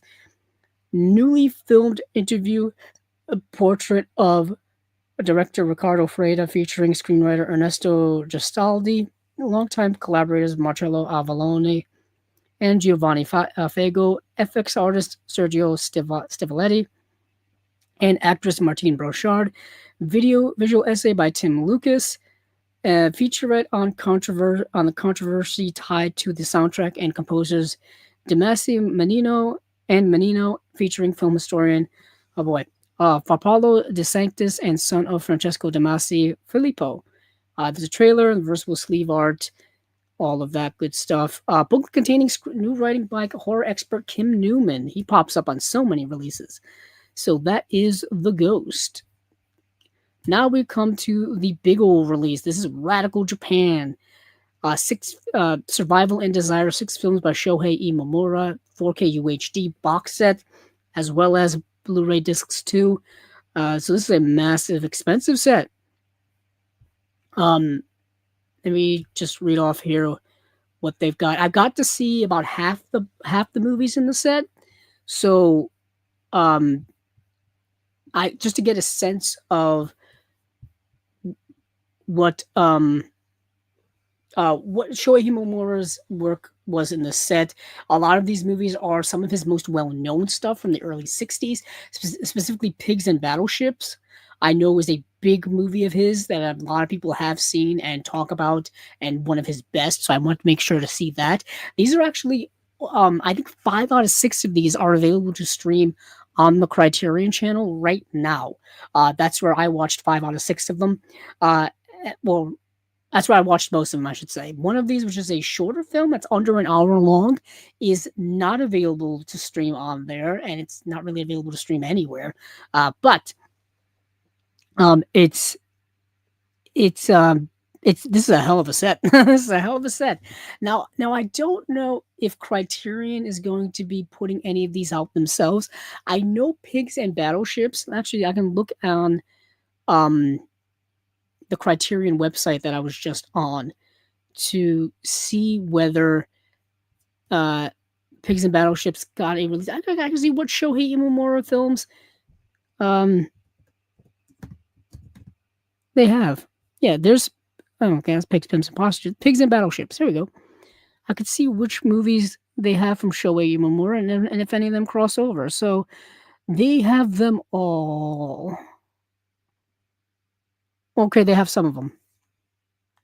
So these 3 here, these 3 top ones, Insect Woman Intentions of Murder, and Pigs and Battleships. Those are in this set here. They're also released by Criterion, but I think they are only available on DVD. They're available in this now out of print set. That's right. So Pigs, Pimps, and Prostitutes, 3 films by Shohei Imamura by Criterion, was only available on DVD and is out of print. Now, does Criterion get the rights of these back? Re-put out this set in 4K? Who knows? It could happen. The odds are probably in favor of it. Also, they put out a DVD of The Pornographers, which Radiance has put out on 4K already as well. So a lot of crossover we got here. A lot of crossover we got going on. It's yeah, a lot of things happening here. Let's see. So we've got let's go back to Radiance. Yeah. Let me just read up what they've got here. So, like I said, these movies have been available before. 3 of these movies have been available before from Criterion, only on DVD, in and out of print DVD box set. Will they get them back? Who knows? But let's see what this set actually contains. So, the second installment in our series exploring Japan's most groundbreaking films and filmmakers focuses on the country's premier iconoclast, 2-time Palme d'Or winner, Shohei Imamura. The collection presents 3 classics in 4K. Pigs and Battleships vividly portrays life around a U.S. naval base. The Insect Woman establishes the characteristically resilient Imamura heroine, which broke every rule for portraying women in Japanese film, and Intentions of Murder continues and perfects this portrayal in epic form. Also included are Imamura's rarely seen first 3 films. Stolen Desire follows the travails of a vivacious theater troupe. Nisha Ginza Station is a tale of infidelity executed as a musical. That's the one that's under an hour long. It's about 57 minutes long, and it's not available to stream on the Criterion channel. And Endless Desire sees ex-soldiers digging for wartime loot. So, let's see. 4K restorations of Pigs and Battleships, Insect Woman, and Intentions of Murder. That makes sense. High definition digital transfers of Stolen Desire, Nishi Ginza Station, and Endless Desire.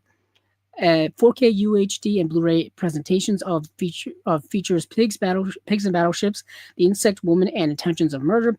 Blu-ray presentations of all features and extras. So the top 3 films get the 4Ks, but all the films in the box set have Blu-rays. Okay. Introduction to Pigs and Battleships by screenwriter and Imamura's son, Daisuke Tengen. Visual essay by author Jasper Sharp on class and Imamura's films. Introduction to The Insect Woman by scholar Dolores Martinez. Conversation between Shohei Imamura and Tadao Sato about The Insect Woman. Introduction to Intentions of Murder by programmer and Imamura biographer Bastian Merson. Conversation between Shohei Imamura and Tadao Sato about The Intentions of Murder. Visual essay by Sam Deegan on Desire and Imamura's films. Interview with scholar Jennifer Coates on Stolen Desire and Nishi Ginza Station. Introduction to Endless Desire by filmmaker and stage director Kenta Fukasaku. Oh, okay. So, on the Criterion channel, they have the special features that I believe are included in that DVD box set. And in that DVD box set, you got interviews, or you have the late great Tony Raines talking about these movies, or talking about the 3 principal movies in this set. And I thought they would transfer over here, and they do not. They do not. That's kind of unfortunate, but I kind of understand perhaps why. The right to acquire the rights from Criterion probably would cost some money. And I mean, that's kind of unfortunate because he is I watched several of those special features on the Criterion channel, and they were very insightful about the career and the movies of Shohei Imamura. But there is a 120-page book featuring archival writing and archival writings by and interviews with Shohei Imamura and a bunch of other people. Okay, so this is another one of these big old comprehensive sets from Radiance. So it is very, very similar to the Nagisa Oshima Radical Japan set here. Very similar. Um, it's and I'll make myself a little bit bigger, so you can see that here. Let's see here. Um, yes. So we have some other. I'm glad. I am still streaming. For some reason, I thought I lost the stream by accidentally exiting out of the stream earlier, but it looks like I'm still going. Um, Yeah, I've only seen a couple of Imamura films myself. So we've got a comment here. So I've only seen a couple of Imamura. I like the eel. Yeah, I just mentioned that I just got the eel from Radiance that's coming in the mail because that's actually one of his Palm d'Or winners. Um, it I didn't realize it was a Palme d'Or, and it's a later film from Imamura as well. The movies in this box set are like his first movies. It's like his first 6 films. The Eel is done much later on, and then the Pornographers as well is not much later on, but the Pornographers is a nice complementary release for this set coming up. Um, these are really good. Pigs and Battleships is really good, like very, very, very good. Kenta is the son of Kenji Fukasaku. And what is interesting, thank you, I am still going strong, hopefully. Uh, but what is interesting is that Nagisa Oshima and Imamura are they were contemporaries of one another. And they made similar movies, but took different approaches to the makeup of them.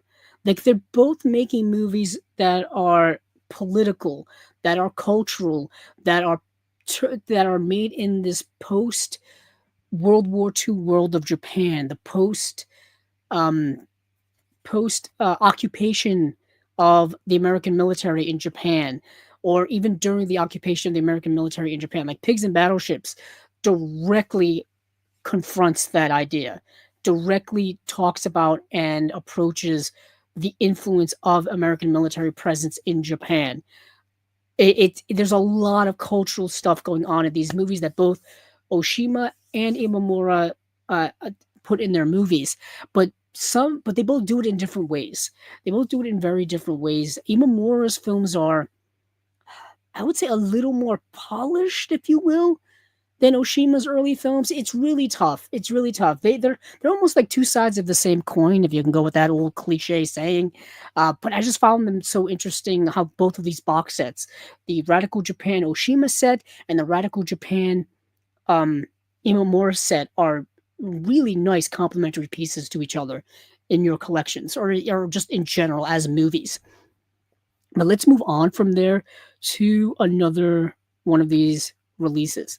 So let's move on to. I think we have 2 more to talk about. Um, yeah, this movie is fascinating. Simone Barbès, or Virtue. Excuse me. Working as an usherette at a porn cinema, Simone squabbles with her colleagues as they welcome their peculiar clientele. After her shift, she waits for her girlfriend at a lesbian nightclub full of eccentric characters before sharing a slow drive home with the stranger. Produced by Paul, I can't pronounce that, Vecchialis, Diagonal, um, Marie Marie Claude Trejo's mercurial triptych is rich in style, funny detail, and heady atmosphere. Queer for the marginal stories it tells and for its offbeat aesthetic blend of irony, sincerity, Simone Barbès, or Virtue, is a gem of post new wave, capturing both the thrilling possibilities and compelling absurdities of nighttime Paris. This movie reminded me a lot of Jim Jarmusch meets Pedro Almodovar. It's got the style, the laid back style, the style of Jim Jarmusch's films where like there's no real plot going on. It's kind of a hangout movie. You're just kind of watching people do things, but there's not really a central plot going on here. And then it's got the overt queer element that is, riddled throughout Pedro Almodovar's work. Ironically, Pedro Almodovar was doing movies in the 80s, but still. And so was Jim Jarmusch. But anywho, it feels like that combination of a movie. That's the vibe I got from Simone Barbès Barbès, or Virtue. There's a 4K scan and restoration by Cosmo Digital, uncompressed mono PCM audio, Lords l'Hiver, short film by Marie-Claude Trejo, new visual essay by film critic Lillian Crawford, new interview with film scholar Alina Gorfinkel, archival French TV interview with star Ingrid Bourgoin, and then we have English subtitles, of course. Booklet featuring writing by Erica Balsam and archival writings as well. Okay. Yeah, an interesting movie. Definitely like a precursor to new queer cinema. A precursor to new queer cinema taking place in the early 1980s. I found it endlessly fascinating. Endlessly fascinating. So, and then we have A Free Woman. Now we're going back to the 1960s, I believe, with this film. If I could, let me scroll down. 1954, sorry, we're going back to 1950s Italian cinema. Okay. So, a free woman on the cusp of marriage, Liana becomes convinced she shouldn't live a life in service of a man. Instead, she leaves for Amalfi, where she embarks on an affair from where she makes for Paris. But each new adventure is compromised by some kind of emotional constraint, culminating in a final act of tragedy. Vittorio Catafavi's emotionally complex story exhibits the melodramatic finesse of Douglas Sirk with a style reminiscent of Max Ophuls. That's the exact combination. The exact combination. A remarkably modern exploration of female autonomy. A Free Woman has been newly restored by Radiance and is presented on home video for the first time outside of Italy. 2K restoration from the original negative by Radiance Films, uncompromised mono audio, archival interview with director Vittorio Catafavi, interview with Italian film expert Stephen Gundel, reversible sleeve featuring original newly commissioned artwork by Time Tomorrow. There's a booklet with new writing by critic Mariangelo Sansoni and archival writing by filmmaker Luc Moulet. Sorry. But yeah, this is an interesting movie. It felt very much like a Douglas Sirk melodrama from the 1950s in Italy about this woman constantly breaking the conformity of women within that era of society. And yeah, definitely a movie ahead of its time. Definitely a movie ahead of its time. That is A Free Woman. And that is pretty much it for Radiance. Yeah, but let's see. Yeah, it's interesting. It's very interesting. So a commenter here says, I'm also hit and miss with French films, but I'm getting a few Buñuel's in soon. Buñuel is an interesting French filmmaker. Or his films are interesting because he's I believe he's Spanish making French films. It's a whole thing. But either way, his movies are so unique that they don't even feel like they're part of any type of international cinema. His films are so unique. It's so unique. But let's move on from there. I want to make sure I'm still streaming. I am deathly nervous that I screwed up my whole stream earlier by exiting out, but it looks like we're still going. Hopefully this is still recording. Hopefully it's still recording over on YouTube and at least here on StreamYard where I'm recording. But let's exit out of let's not exit out of anything. Let's move on from Radiance. Once again, I'll list these off and then we'll move on to the Warner Archives. So we got Nadja that's getting a transmission release. We've got Mulberry Street, which is an indie horror film from the mid 2000s in the vein of 28 Days Later with mutant human rat hybrids.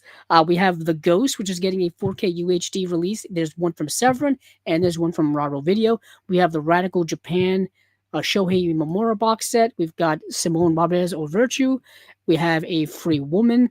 And we have Miami Blues, which is a 4K UHD upgrade of their 5th release ever on Blu-ray in Miami Blues. So if you have the Blu-ray, you've got those special features. If you want to get it in 4K, you can get it in 4K. But let's move on to Warner Archive. So Warner Archive announced their September and October releases. As this thing bounces around, Blu-ray.com is a mess of a website. So many ads. So Warner Archive has announced its September releases. Let me move this over a little to make this a little bit bigger.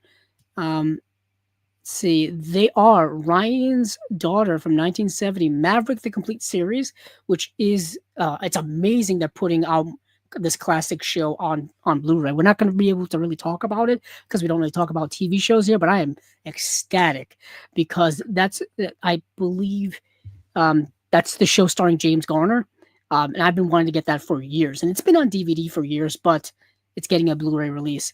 And we've got Boys Town from 1938. That is the film starring Spencer Tracy, which he won an Oscar for. It's one of his two Oscars. He won for Captain's Courageous, and he won for Boys Town. Don't Eat the Daisies from 1960, The Great Waltz from 1938, Marked Woman from 1937, Dear Heart from 1964, Bundle of Joy from 1956, Skyscraper Souls from 1932. That's a pre-code film.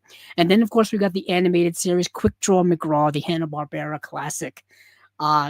Complete series on Blu-ray. Yes, more animation. I get more animation on Blu-ray, more animated TV on Blu-ray, and I get more classic TV on Blu-ray coming in September and October from Warner Archive. Keep on rolling, man. I just actually got a new Scooby-Doo Warner Archive release in recently, so I'm adding slowly adding more to the Scooby-Doo collection. My goal is to own everything Scooby-Doo at some point. I'm just waiting for everything to come out on Blu-ray. It's taking its time. It's taking its time, especially the old stuff and the old specials and the old TV shows. It's slowly coming along. I mean, they haven't even put out a lot of the modern stuff yet. Well, they have, but I'm talking like the modern TV show of Scooby-Doo they did in the 2000s. The one with the theme song that everybody knows and loves. That hasn't come out on Blu-ray yet. It's only available on DVD. Pup Named Scooby-Doo from the 90s is only available on DVD. A lot of the old stuff is still only available on DVD, but ever so slowly, a lot of the classic stuff is coming out ever so slowly. But let's get into this. So, following up right along with a lot of the other 4K releases that they've been doing, they did a 4K release of The Searchers. They did a 4K release of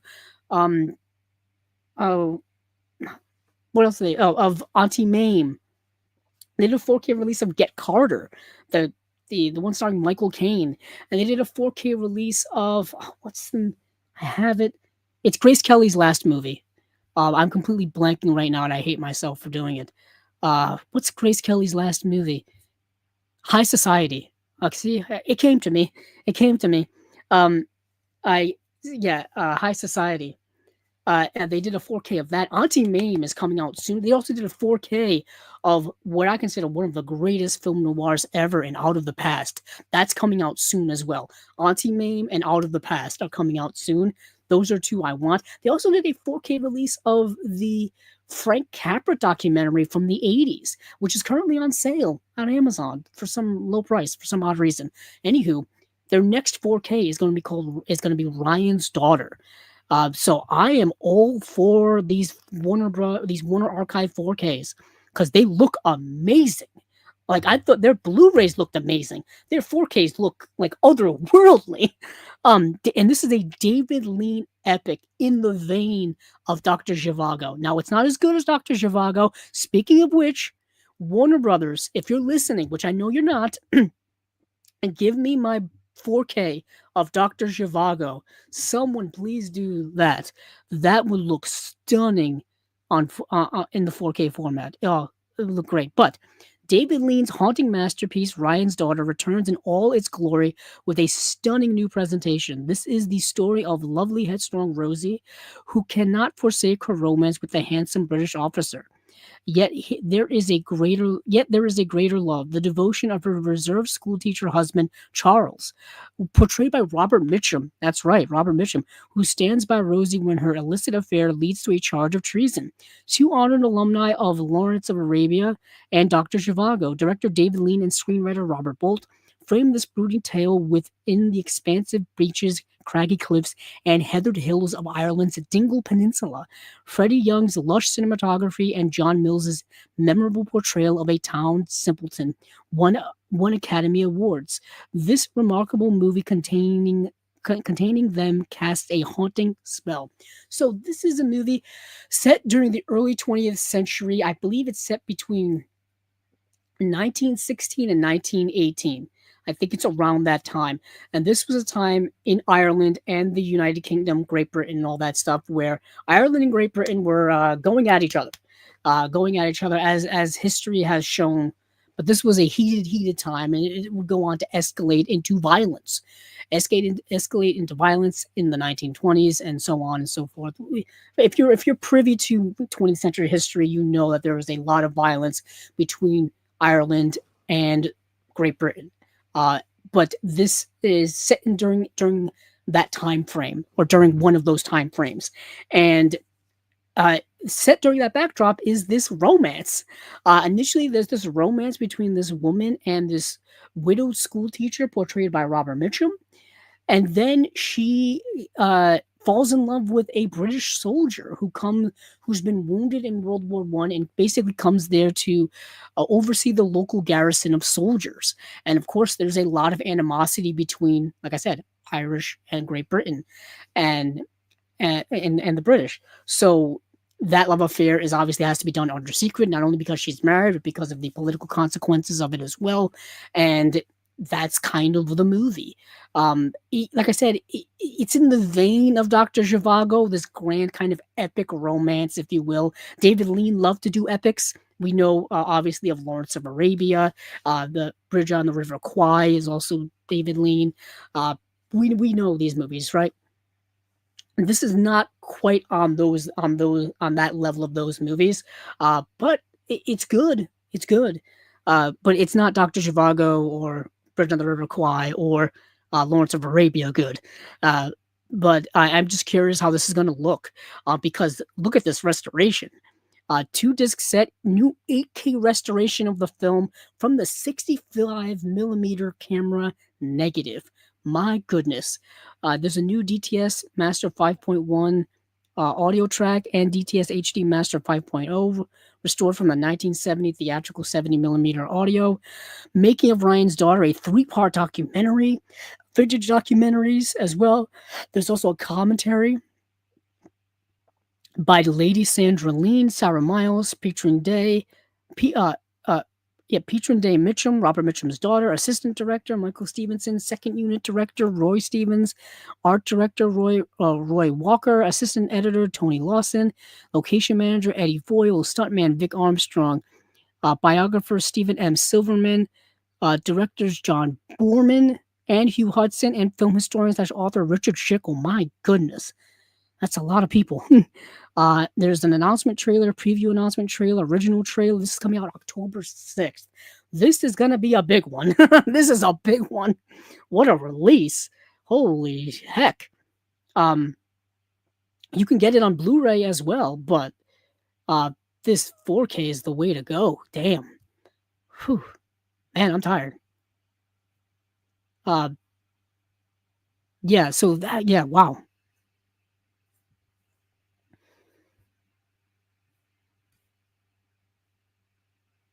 Yeah, or okay, so you can get it on 4K, you can get it on Blu-ray. Sorry, I didn't scroll down far enough. So the 4K is going to be 4 discs, the Blu-ray is going to be 2 discs. And it's going to come with the same special features.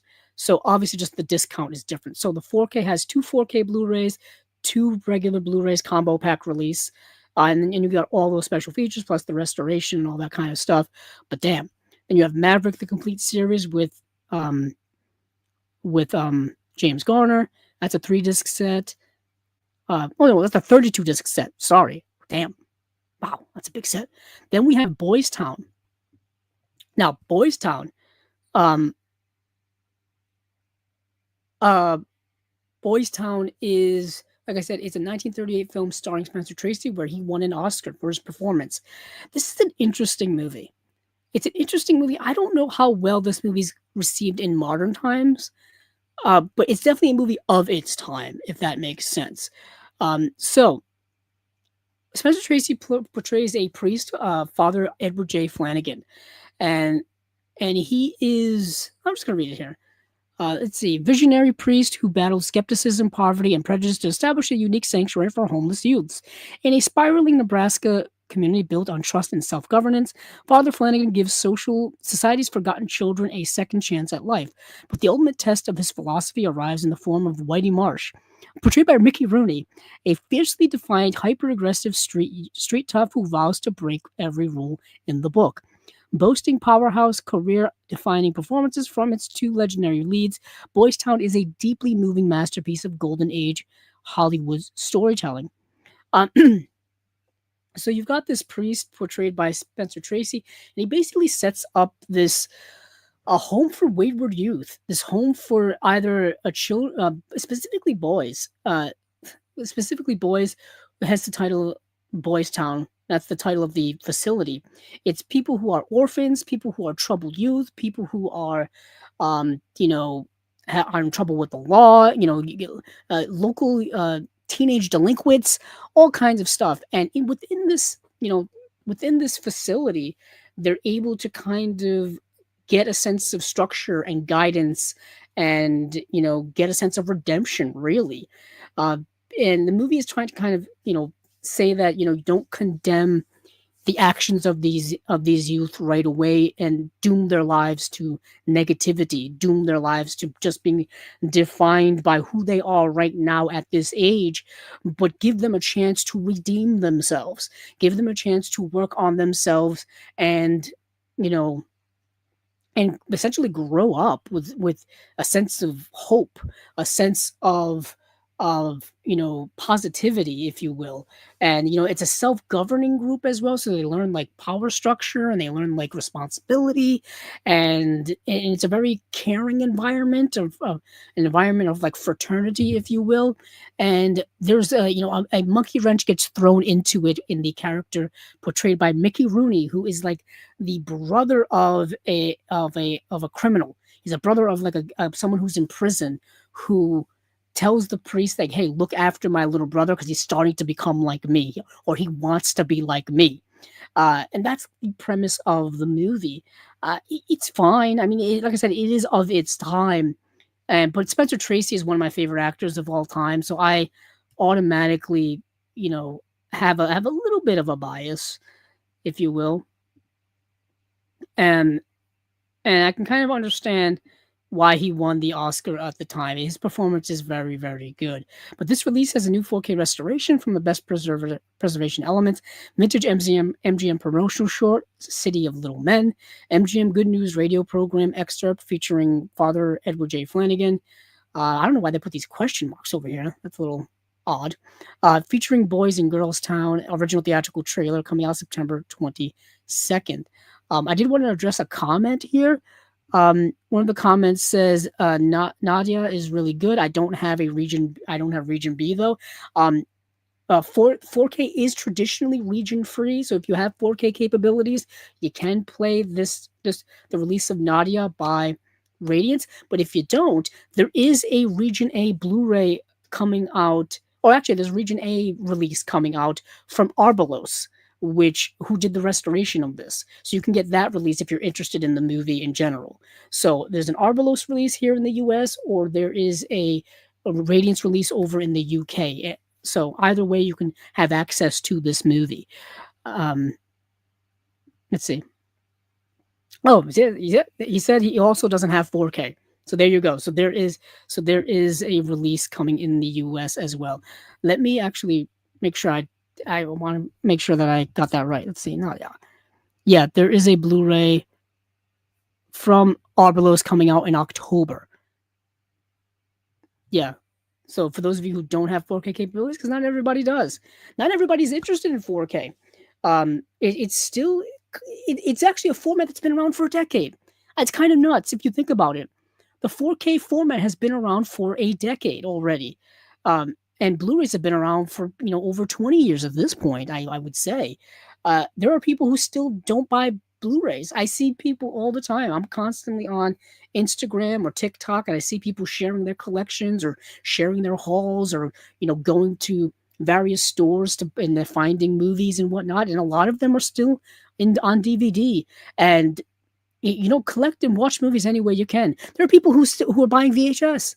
There are people who are buying VHS, buying laser discs, CED discs from the 80s. I mean, buy and watch movies any way you can. Um, this is predominantly a physical media lovers world here on Chasing Labels. So do it any way you can. Um, yeah. Yeah, Arbalos. Arbalos is a very small boutique label here in the U.S. One of the guys who runs Arbalos is one of the people who also run Canadian International Pictures, who's one of the partner labels over at Vinegar Syndrome. Ironically, we'll be talking about the partner labels in 2 weeks' time or so. But it's a small company. They put out some really good movies. They put out The Last Movie, which is a Dennis Hopper film. They've put out a couple of really good releases as well. They put out Satan Tango, which is that super long, I think, super long Bellatar film, Satan Tango. They put out the Region A Blu-ray of that. Uh, yeah, they put out some stuff, but it's a super small label.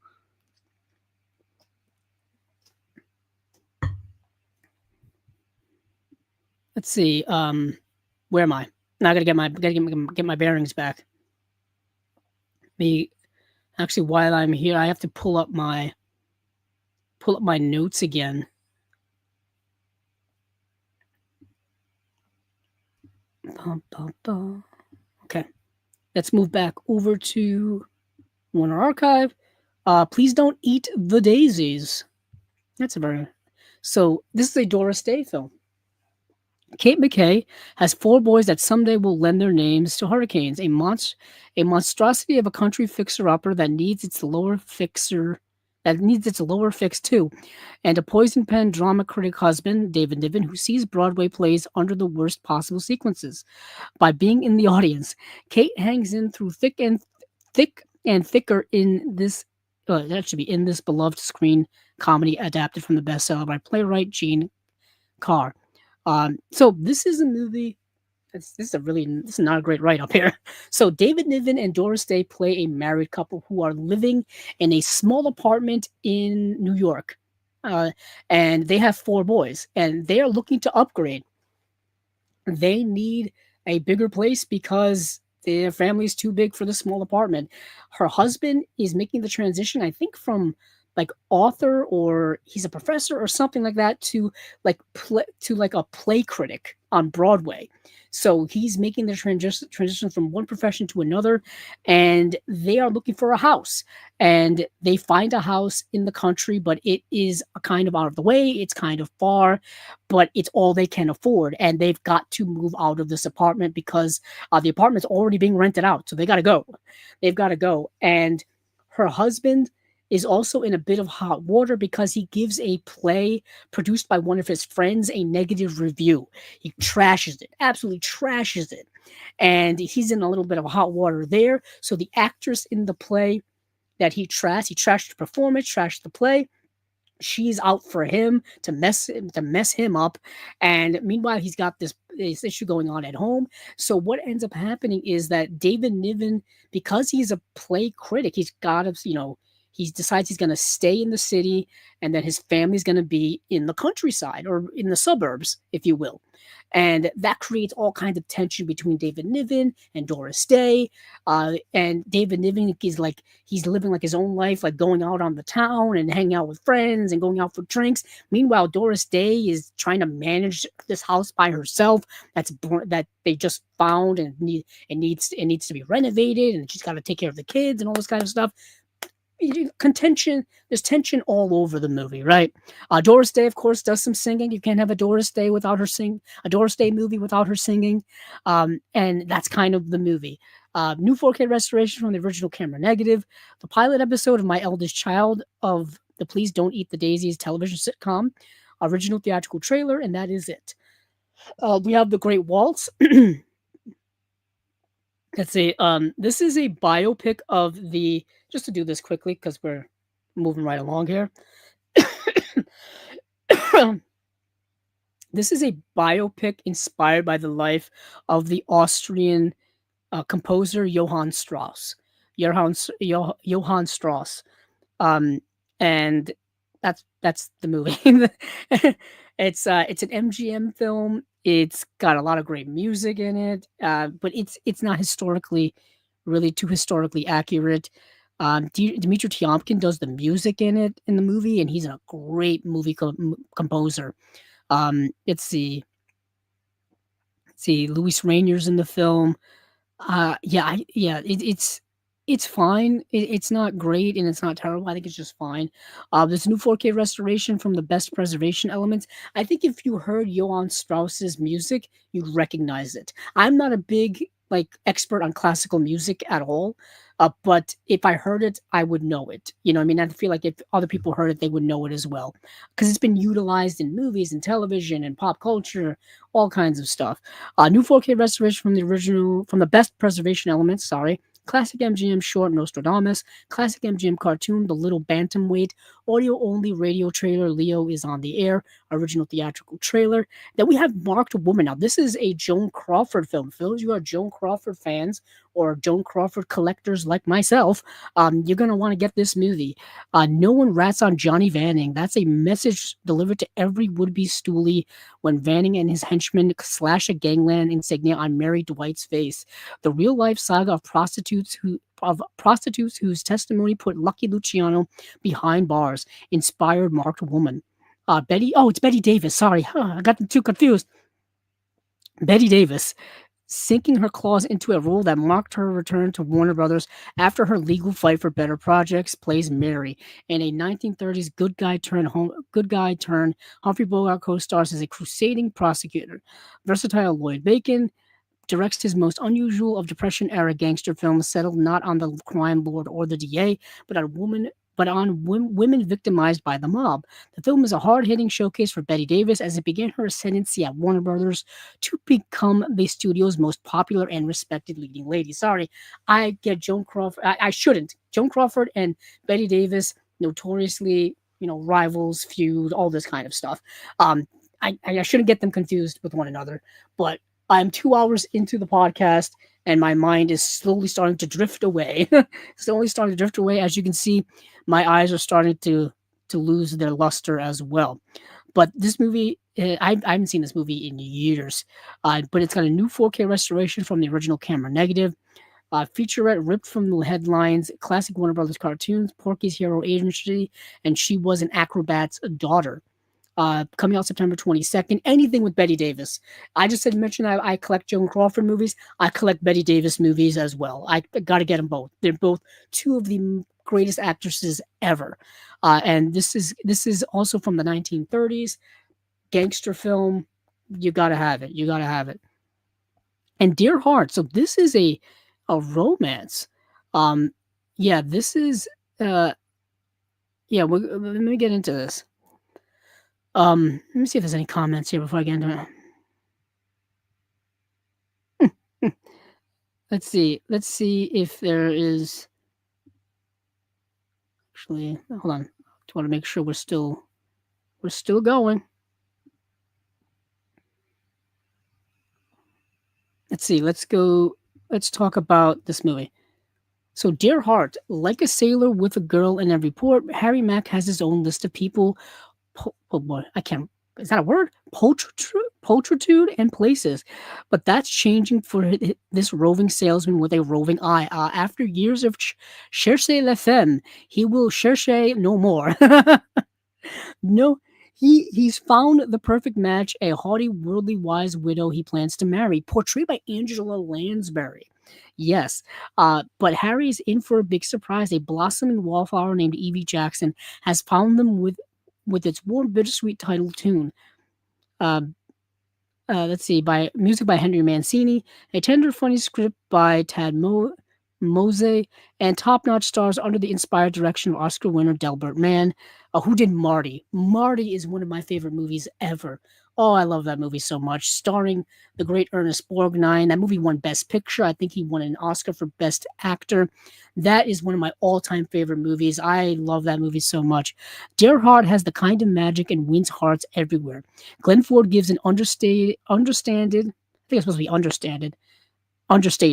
an outstanding performance as the errant but earnest Harry, dutifully engaged to calculated matron Phyllis, Angela Lansbury, and legendary Geraldine Page is Evie, an out-of-towner in New York City for a convention and embarking on a momentous journey following her wistful heart where it's never gone before. A truly charming showcase with standout performances by Glenn Ford and Geraldine Page. They are at the heart of this movie. So this movie came out, let me see, I think it's the 1950s. Yeah, 1964. I am way off. Um, and it's, yeah, did I click on the right movie? I feel like it's, yep, 1964. Okay. So Geraldine Page and Glenn Ford are at the heart of this movie, and Geraldine Page is from small town Ohio, and she is a postmaster general, I think, in small town Ohio, and she is in the big city in I think New York for a yeah, she's in New York City for a like a postmaster general convention or a postman convention or something, and she is a fish out of water. She's a fish out of water, and she is also a spinster. She's an older woman who's never really quite found the love that she's so desired, and she is, uh, she's a hopeless romantic, which I can certainly relate to, and she gets taken advantage of by men at these conventions who are just looking for a quick fling, usually married men who are just hanging out at the hotel looking for women, if you will, and she becomes a victim of that at these various conventions. But she wants something more. She wants something meaningful, something romantic, something long lasting. And Glenn Ford is a traveling salesman who just happens to be at this same hotel, and they strike up a meet cute moment, a conversation. She's a bit of an oddball of a person, but she is just a wondrous person, if you will, and they strike up and meet cute, and a relationship blossoms. But he is engaged to be married to Angela Lansbury, who's this the complete opposite of Geraldine Page's character, ironically, in the movie, and so that creates some extra conflict throughout the movie. It's a sweet film. It's a really sweet film, great performances, just really, really good movie. I really enjoyed it a lot. I love movies like this, whether they're done in the 1960s or done now. For some reason, I thought this movie was in the 1950s. It feels like the 1950s. It's in black and white, and it just feels like from that era. I don't know why. And when I think of Glenn Ford, for some reason, I felt like 1964 is too late of a movie for, but I guess not.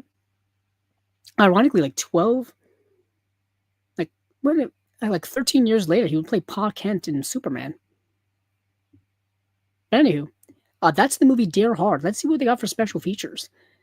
So Dear Heart has a new 4K restoration from the original camera negative, WB Cartoons, Hawaiian AA, The Iceman Ducketh, A Bundle of Joy. Now, this is an interesting movie. This is a remake of the movie starring Ginger Rogers. It says it here. So, when Bundle of Joy premiered in 1956, Debbie Reynolds and Eddie Fisher were the cutest young marrieds in Hollywood. The obvious choice to headline the musical remake of one of the great comedies of the 1930s, Bachelor Mother, coming soon as a new remastered Blu-ray from the Warner Archive collection. They snuck that in there. Bachelor Mother is great. Bachelor Mother is excellent. It's from the 1930s, starring Ginger Rogers.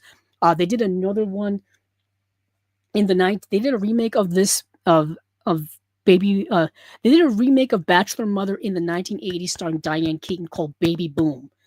That has a Blu-ray release from Twilight Time from years ago. I hope that gets a re-release sometime soon, or at least I could track down that Blu-ray. But so this movie's been essentially made 3 times: in the 1930s, in the 1950s, and in the 1980s. Let's see. As the Prince Charming of the piece, Eddie Fisher is endearing, especially when crooning. Reynolds is at her buoyant and responsibly stepping in role originally created by Ginger Rogers, playing a salesgirl who picks up a foundling and is mistaken for its unwed mother and must keep up the charade to keep her job. Coincidentally, Reynolds discovered she was pregnant just before the film began. In true trooper fashion, she was still hoofing up a storm on the stage despite her condition. They don't have to call it that, but whatever. So you have Debbie Reynolds, Eddie Fisher, who were real life married couple for a time until Eddie Fisher cheated on Debbie Reynolds with Elizabeth Taylor and then divorced Debbie Reynolds and then married Elizabeth Taylor and then they ended up getting a divorce and it was a whole Hollywood scandal thing going on. But anywho, Debbie Reynolds and Eddie Fisher, of course, the parents of Carrie Fisher, the great Carrie Fisher. But anywho, they were in this movie together playing the pseudo couple, if you will.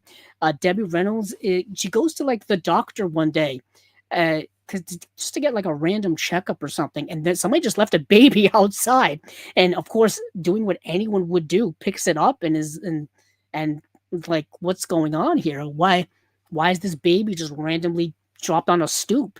And everybody that she comes in contact with just mistakenly believes it's her baby, including the Eddie Fisher character, until it's revealed that no, she just kind of found it and she just takes it in and starts taking care of it.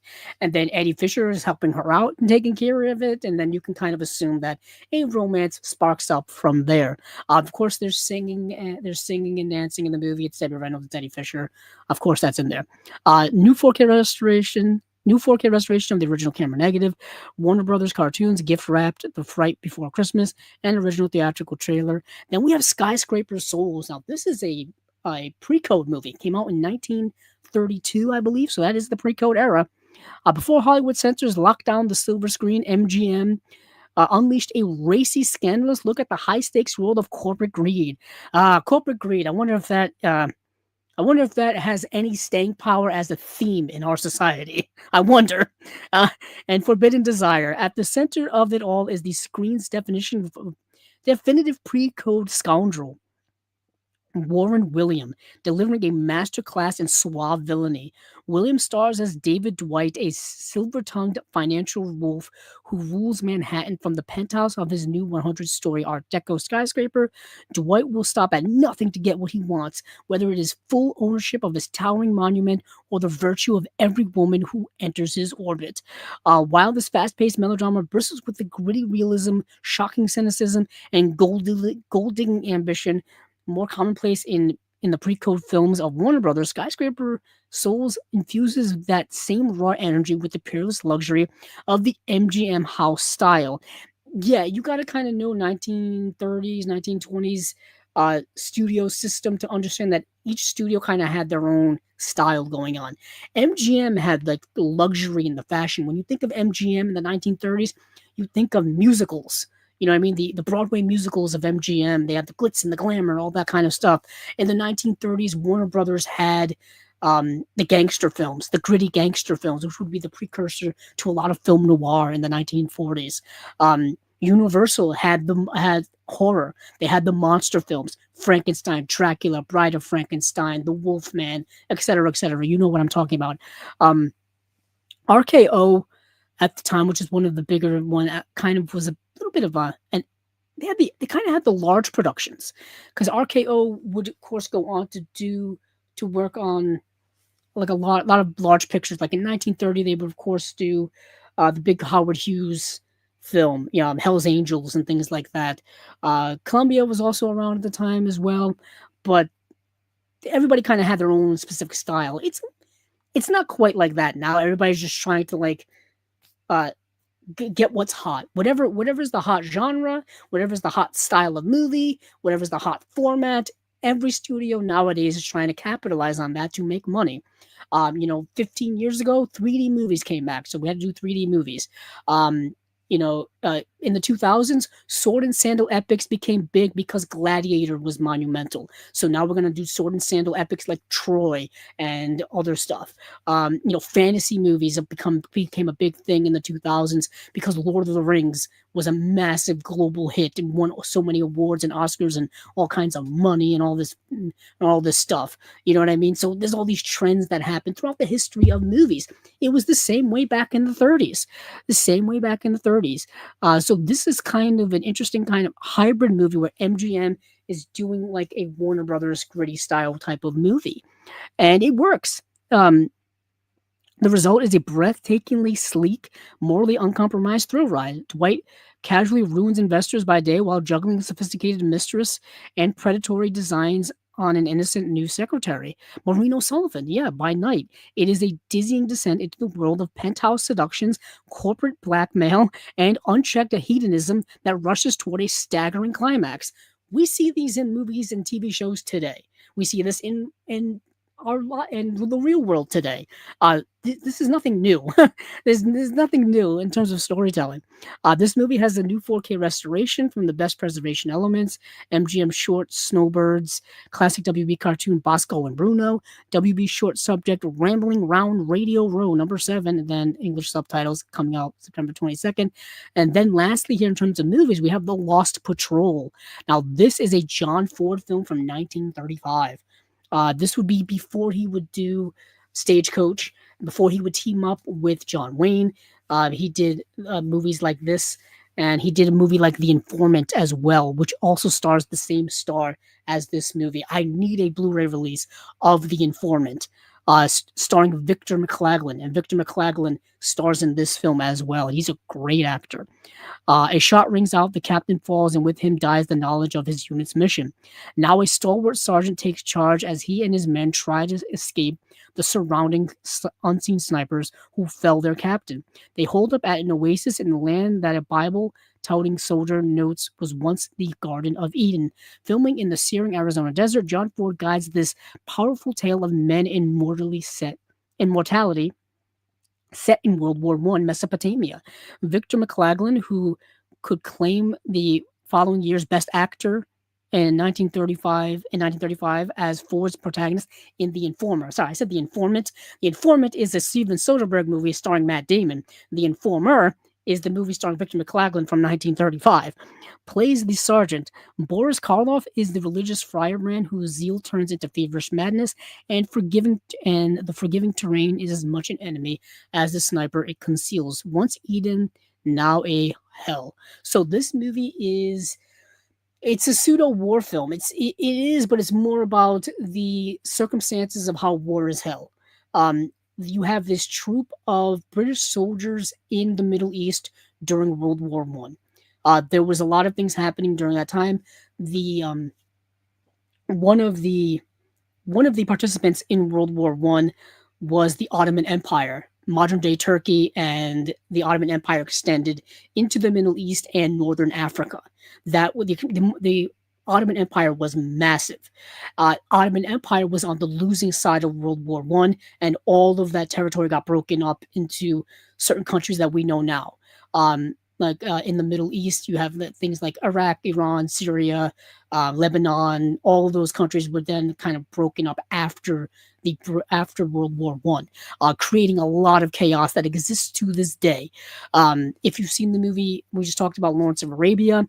A lot of the stuff that happened that were depicted in that movie is a lot of the reasons why things are so messed up and complicated in the Middle East today. And then things have escalated as the century has gone on. But in the time during World War I, there would be fighting in the Middle East because the Ottoman Empire was part of the war. So these soldiers basically get lost in the desert in the Middle East. And there was some at the very beginning of the movie. There was a messenger coming to them to tell them their orders. He gets killed by a sniper before he's able to deliver the message. He didn't write it down. So they don't know what to do. So they just travel through the desert, find an oasis, and hold up. But what happens is, as they stay longer and longer in the desert, the heat gets to them, the pressure gets to them, all of this gets to them, and they start going crazy because of the isolation, because of the circumstances, all of that. The movie's really good. Really good. Like I said, Victor McLaglen is excellent. Boris Karloff is in the film as well, coming hot off of Frankenstein and such. It's a good movie. It's a really good movie. John Ford was no slouch of a director, but this release here is a new 4K restoration from a nitrate projection elements, classic 1934 Max Fleischer Popeye cartoons. Wow. Axe Me Another and The Man on the Flying Trapeze. That's really cool. That reminds me, there's a lot of Popeye cartoons from the 1940s that have been released on Blu-ray that I have to get my hands on. The 1930s stuff is only available on DVD for anybody who's interested in collecting classic cartoons from that time frame. But that is it for Warner Archive, I believe. I don't think there's anything else. So once more with feeling, let's run these bad boys down. Ryan's Daughter from 1970, the David Lean films, getting a 4K release. Maverick, the complete series, classic TV show on Blu-ray. Boys Town, Spencer Tracy, Please Don't Eat the Daisies. You've got Doris Day, The Great Waltz, the Johann Strauss pseudo biopic. Marked Woman with Betty Davis. Dear Heart with um, uh, Glenn Ford and Geraldine Page. Bundle of Joy with uh, um, Eddie Fisher and Debbie Reynolds. My mind and Skyscraper Souls from 1932, a pre-code film. And then Quick Draw McGraw, classic cartoon animation. We love to see it. September and October releases from Warner Archive. Man, I'm dwindling here. So, unchecked hedonism, I'm sold. Yeah, I hear you. Unchecked hedonism in films in the 1930s, pre-code. You be checking all my boxes. Let's move on now to Indicator. So Indicator has two movies that I think we've talked about here on Chasing Labels before. I know, and they're two movies that I've seen. We have Romper Stomper, that's getting a Blu-ray and 4K release, and we've got Turkey Shoot, which is getting a Blu-ray and 4K release as well. No, Blu-ray and 4K release. So these are two Australian films. Ironically, I mean, last week, I think last episode, was the last episode we talked about the documentary, Not Quite Hollywood, the wild untold story of Ozploitation, where I believe in this documentary they talked about Turkey Shoot, and they talked about the director of Turkey Shoot as well.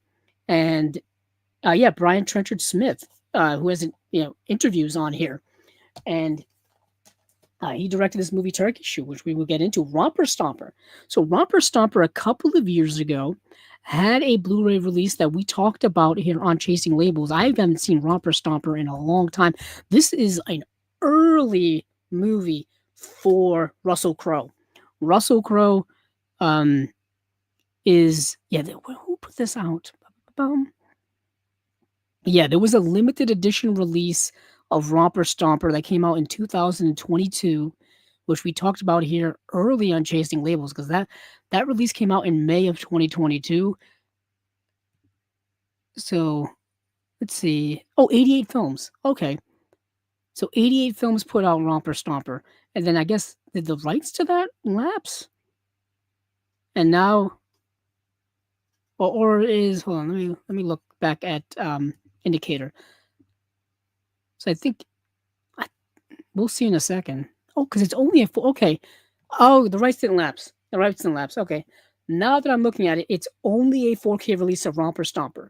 So 88 Films has the Blu-ray rights in the UK for Romper Stomper. Okay. And then the 4K rights, Indicator has the rights to them. But 4K is region free, so therefore it's a US release. I don't know. My head. Anywho, 88 Films has the Blu-ray rights. Indicator has the 4K rights. That's what I'm saying. But let's get into it. Let's talk about it. It doesn't matter which one we click on. Because 4K is region free. So you can get the US 4K release or you can get the UK 4K release. But Romper Stomper is a fascinating movie. Let's see. In an electrifying breakthrough performance, Russell Crowe, this is from 1992, mind you. So this is long before he was in Gladiator, Beautiful Mind. He starred in Romper Stomper, the shocking feature debut of writer-director Jeffrey Wright. In a Melbourne suburb, a violent neo-Nazi skinhead gang led by the psychopathic Hando, Russell Crowe, terrorizes the Vietnamese Australian community after an escalating series of violent incidents in which the gang is hunted by both the Vietnamese and the police. Hando's girlfriend and confidant, in and confidant Pollock in his own. Oh, hold on. Yeah, and confidant Davy Pollock, have a second have yeah boy have second thoughts, leaving Hando with no way out. Hugely controversial upon its original release, Romper Stomper remains a classic of Australian cinema and a provocative and unsettling indictment of racist violence and social alienation. This release is a brand new 4K HDR restoration from the original negative by Powerhouse Films. It's presented in Dolby Vision and HDR10 as an audio commentary with director Jeffrey Wright, audio commentary with the director, hair and makeup artist Christine Miller, editor Bill Murphy, producer Daniel Scharf, and composer John Clifford White. Interview with Wright, interview with Scharf, in-depth archival interview with Wright about the production and release of Romper Stomper and the skinhead subculture.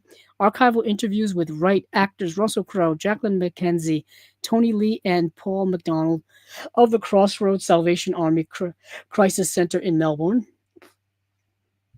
Behind the scenes photo shoot, video footage of stills photography, critical appreciation by the academic and Australian cinema specialist Stephen Morgan, nationwide Sydney Skinheads archival current affairs report on a gang of racist Australian skinheads from 1983. That's certainly an archival thing. And then we've got, that's it. And then we've got original theatrical trailer, image galleries, script galleries, and then limited edition 80-page booklet as well. So that is Romper Stomper. Now moving on to Turkey Shoot. So Turkey Shoot, like I said, is getting a 4K release in the US and UK, as well as a Blu-ray release in the US and UK as well. And this is a fascinating movie. I think what's interesting about this movie is if I had seen this movie 10 years ago, 20 years ago, I would have thought this movie would just been a kind of really bad, exploitative, silly movie from the 80s. This movie, over the last 10 years, has probably become way more relevant due to the climate of our current political times. Fascinating. It's fascinating how movies can change based on our society. So this is directed by Brian Trenchard Smith. There's two cuts of the movie. There's a 94-minute and there's a 79-minute cut. The 79-minute cut is the US cut, and the 94-minute cut is the original cut of the movie. They're both on here. They're both on here. But from director Brian Trenchard Smith, who did BMX Bandits, and producer Anthony Ganani, who producer of Patrick and Snapshot, comes the controversial exploitation classic Turkey Shoot, starring Steve Railsback and Michael Craig and Olivia Hussey. Under a brutal fascist regime, as you can imagine, political times, under a brutal fascist regime which imprisons social deviants in hellish concentration camps, the sadistic warden Thatcher organizes a turkey shoot in which prisoners are hunted and killed for sport. Political prisoner Paul, Steve Railsback, falsely imprisoned Chris, Olivia Hussey, and prostitute Rita, Linda Stoner, are amongst those who fight for survival as they lead a rebellion against Thatcher's brutal reign. Released to a worldwide storm of critical opprobrium and official censorship, Turkey Shoot is a dystopian sci-fi thriller which retains all of its power to shock and outrage. Yeah, this movie is, like I said, it's interesting how politically relevant this movie has become, and how interesting it has, evolved over time. But also, this movie is it's a harsh film. I mean, there are sexual assault elements to this movie. There are violence that's pretty gruesome to see in this movie. I mean, just the overall premise of it itself is very like 1984, like George Orwell's 1984, but dialed up pretty significantly. It's very interesting how this movie came out in 1982, yet it's had so many other films that are similar to it, very similar to it, that have propped up over the years. And this whole kind of dystopian, futuristic subgenre always kind of goes towards this fascist government regime that's taken over after some type of war that's gone on, and now people who are deemed political dissidents or are politically against the fascist regime are locked up or imprisoned and put in camps and stuff like that. It's similar to like X-Men Days of Future Past, or that story in the comic book specifically, or even V for Vendetta. Something like V for Vendetta, the Alan Moore story, or the movie that was adapted from the Alan Moore story. I mean, we've seen this all the time. It's just interesting how this type of subgenre keeps coming back into entertainment all of the time, because it doesn't, those themes don't really go away. They never end. They're evergreen, if you will. It's fascinating. Yeah, let's do yeah. One of the commenters says sounds a lot like American History X. Yeah, if you Romper Stomper American History X would make a good double feature together. Would make a really good double feature. So let's see what we got here for special features for Turkey Shoot. A brand new 4K HDR restoration from the original camera negative by Powerhouse Films. It comes there's an HDR presentation and HDR10 as well. 2 presentations of the movie, like I said, 94 minutes, and the shorter US version, which was retitled Escape 2000. Not a great title. Original mono audio commentary on the Australian version with Brian Trenchard Smith, the director. Audio commentary on the Australian version with producer Anthony Ginane and filmmaker Mark Hartley. Our Turkey Shoot, Blood and Thunder Memories, making of documentary directed by Hartley, featuring cast members Michael Craig, Linda Stoner, and Roger Ward. A Good Soldier from 2003, Trenchard Smith looks back at the chaotic production and controversial release of Turkey Shoot. Not quite Hollywood. Outtakes from Mark Hartley's acclaimed documentary on the Australian cinema featuring Trenchard Smith, Ginane, and others, and various others. Exploitation Renaissance, Ginani, Trenchard Smith, and acclaimed cinematographer Vincent Monton discussed Turkey Shoot and the golden age of Australian genre cinema, basically the 1970s and into the 1980s. Critical appreciation by the academic and Australian cinema specialist Stephen Morgan, and there's a trailer commentary as well by the director, and then the producer Ganane's sole directorial work, heavily influenced by the Nouvelle Vague, which is called Sympathy in Summer from 1970. And then we get a booklet, an 80-page book as well, with various essays. Okay, so that is Turkey Shoot, and that is it for the releases of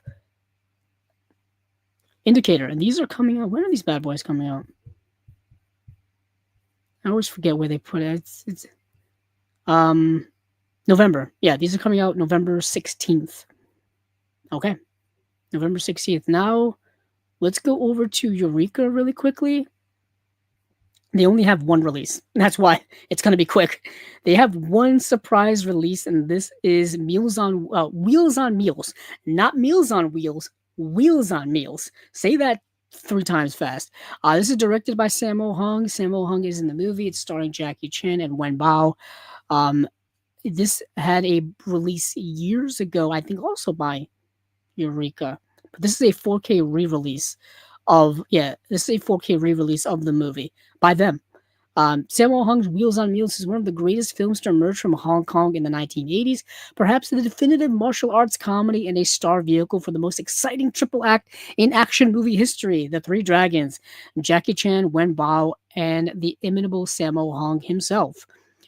Fast food chefs Thomas and David find themselves cooking up trouble when private detective Moby Hung involves them in the case of a missing heiress. The 3 friends need all of their daring and physical dexterity when they end up following their leads into a world of trouble, picking up pickpocket Sylvia along the way. Also starring Benny the Jet Yakitas, and who faces off against Chan in the incredible fight sequence that is legendary amongst martial arts film fans.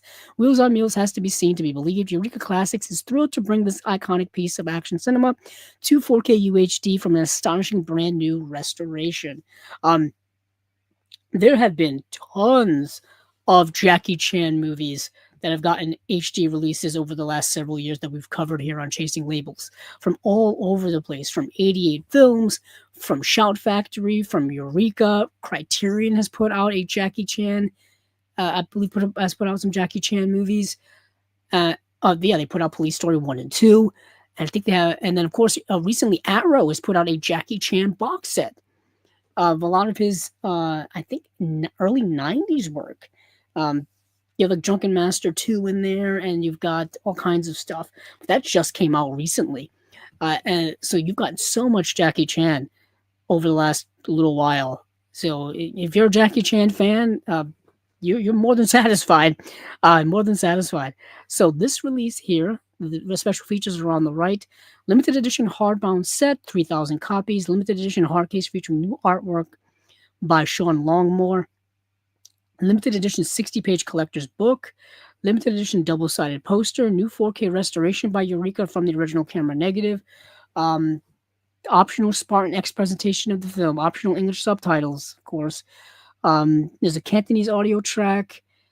English audio from the film's original international release featuring an alternate and much funkier soundtrack. Alternate English dub track from the film's 2006 DVD release. Custom audio options featuring the original Cantonese dialogue track mixed with the alternate soundtrack from the international release. New hybrid... Why do they keep saying this over and over again? New hybrid audio track created for this release. New audio commentary by East Asian cinema expert Frank Zhang. New audio commentary by action cinema expert on Venema and filmmaker Dom Ting. New interview with Wayne Wong, author of Martial Arts Ecology. New video essay by Hong Kong cinema expert Gary Bettinson. On Giant Shoulders, the archival interview with Sammo Hung. Additional archival interview with Sammo Hung. Born to Fight archival interview with Wen Bao. Jet Fighter archival interview with kickboxing champion and martial artist Benny the Jet Urquidez. King of the Ring archival interview with martial artist Keith Vitale. The Inside Track archival interview with director and action choreographer Stanley Tong. Additional outtakes footage. Yeah. Eureka is no stranger to putting out martial arts, Hong Kong films, all kinds of that stuff over the last several years. They are no stranger to any of that. They've put out Police Story and Police Story 2. They put out a release of Police Story 3, also known as Super Cop. Tons of stuff. Just tons of stuff. Hong Kong movies, Japanese films, box sets, single releases. So much stuff has come out. I haven't been able to keep up with it all, in my own collection.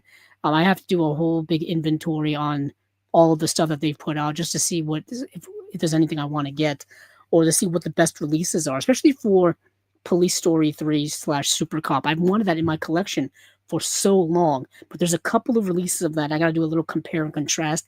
I think 88 Films has put out a version of that, and Eureka has put out a version of that as well. But that is it for Wheels on Meals, the classic Jackie Chan film. Let's see where we're going to go from here. So let me look at my notes once again and see where we can go from here. So we've done Warner Archive, we've done Criterion, we've done Radiance, we've done Eureka. Let's go. I think we're gonna go over to Imprint. Yeah, we've done Indicator. Well, there's Imprint, Kino, Deaf Crocodile, New Wave Video, and Altered Innocence. So we've got a ways to go here. I gotta find some energy here. I gotta find some energy here. You know what? I say quickly we go to New Wave. Let's switch things up. We'll go to New Wave Video because it's just one. New Wave Video is, of course, our friend John Matthews over in Australia. This is his label. This is his line. I've got to get caught up. I got to get caught up on his stuff. So I have two of his releases right next to me here. I've got his release of Rubber's Lover, and I've got his release of Strange Circus. I've got to get A Gun Is My Passport. I have it literally in a cart on Odyssey Movies, and I've got to get it because I want it. I want it. But they are putting out another film. They're putting out a Takashi Miike film. And they are putting out the movie Gozu. And it's going to be a deluxe 4K box edition. Now, previously, they're putting out Takashi Miike's Visitor Q in a Blu-ray version. That you can see that down here. But they are putting out Gozu. If you've seen Visitor Q, and you were like, you know what? This movie's not weird enough. it's just not weird enough.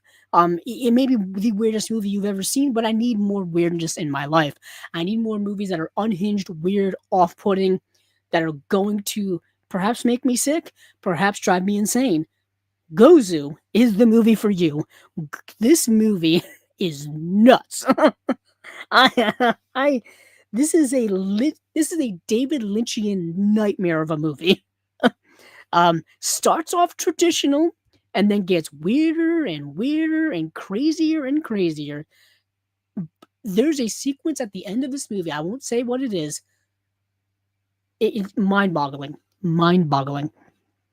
When Yakuza enforcer Minami is ordered to dispose of his increasingly unstable mentor Ozaki, a mysterious disappearance sends him on a journey into a bizarre rural town where reality begins to dissolve. This place is like Twin Peaks from hell.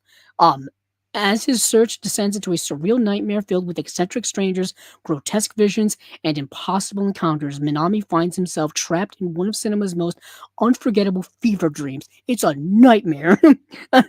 Directed by Takashi Miike, Gozu is a wildly imaginative blend of psychological horror, pitch black comedy, I guess, and Lynchian surrealism that stands as one of the director's most daring and acclaimed movies. New Wave Video is proud to present this special edition of one of the most surreal films ever made, meticulously restored by New Wave Video from the only surviving film elements. My goodness, a tiny bit of a tiny background to this. This movie was actually shot on a low budget because it was originally going to be a straight to video release. Then I think it premiered at the Cannes Film Festival and got so much buzz from that it ended up picking up theatrical distribution from the festival, from showing there, and the movie became a theatrical release. But my goodness, seeing this in the theater must have been mind-boggling. Yeah. What's interesting is I need more Miike films.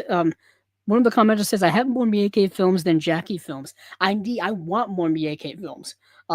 What's interesting is that Visitor Q just got a release from New Wave Video and just got a release also from Radiance as well. So you can basically pick whichever version you want. But my goodness, Visitor Q is weird as all heck and off-putting as all heck.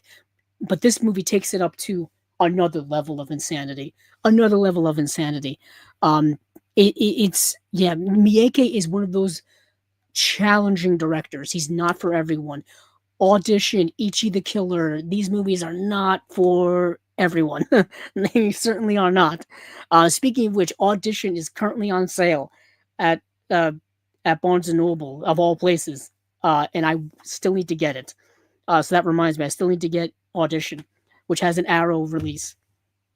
Yeah, nice. Yeah, this comment just says Audition is one of my favorite films of all time.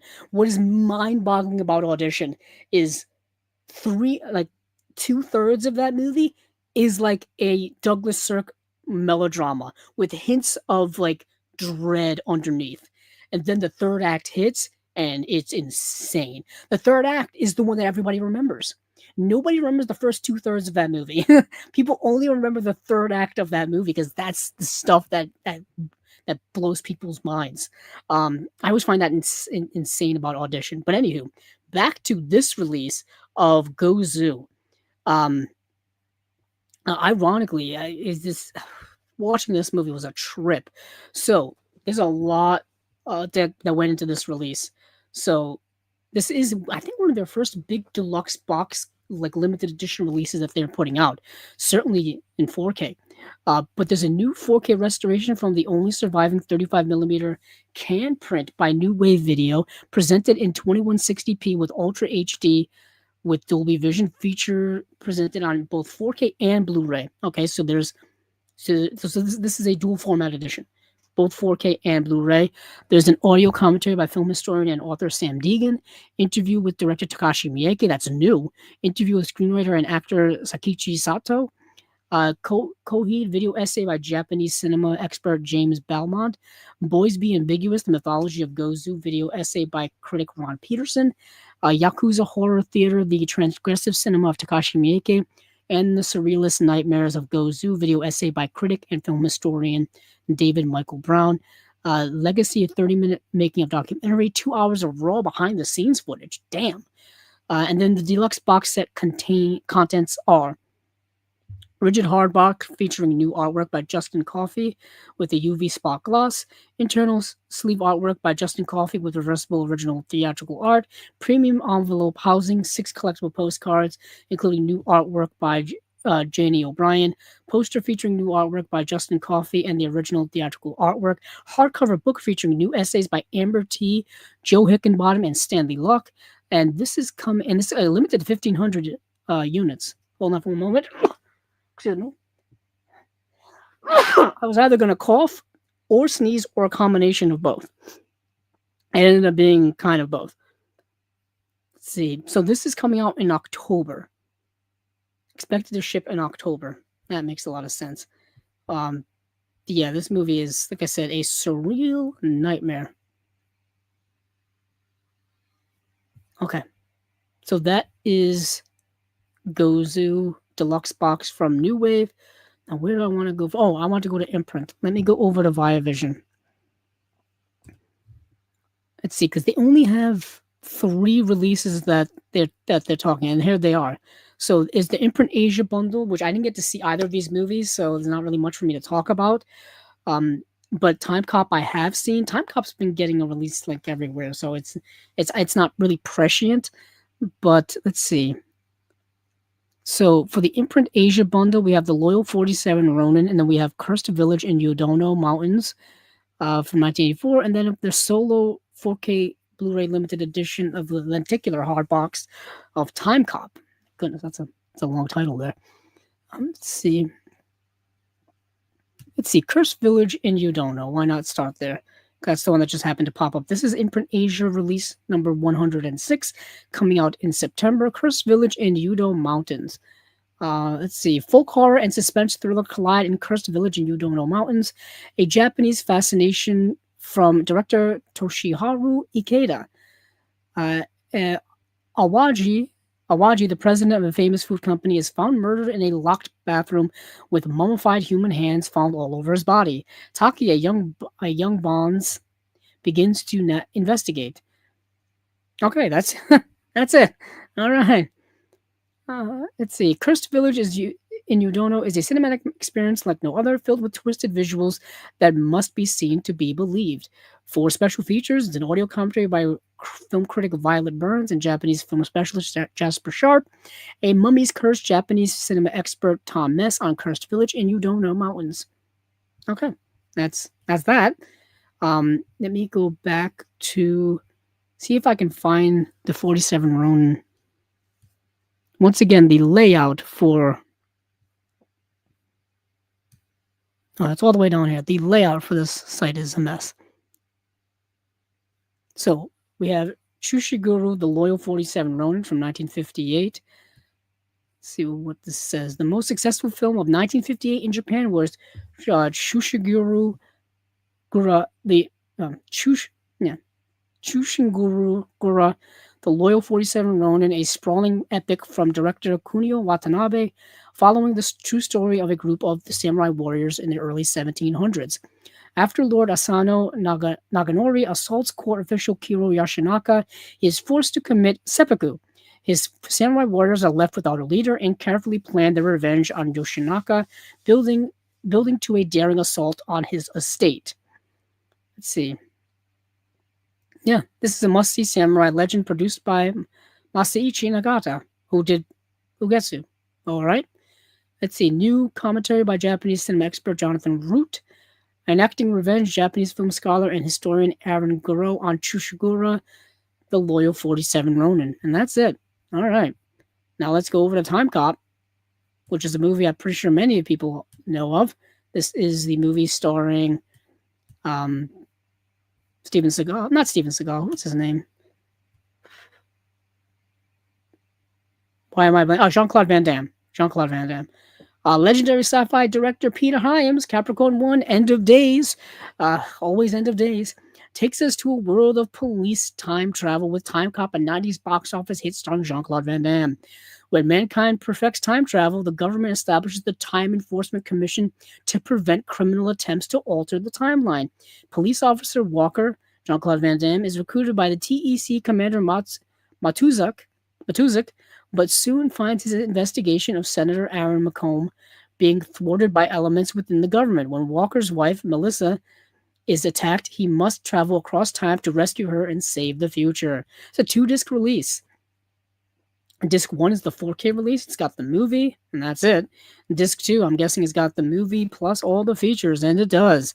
Turn Back the Clock, directing time cop interview with director Peter Hyams, Out of Space and Time, Inside the Visual Effects interview with visual effects coordinator John DJ Desjardins, a new past, present, and future scoring time cop interview with composer Mark Isham, archival interview with Jean-Claude Van Damme, archival interview with Peter Hyams, archival interview with actor Ron Silver, and then that's it. And then there's a booklet. Well, sorry, there's a booklet. Yeah, and then that's it. Okay, so that is it from Indicator. That's it from Imprint. Sorry. Let's see.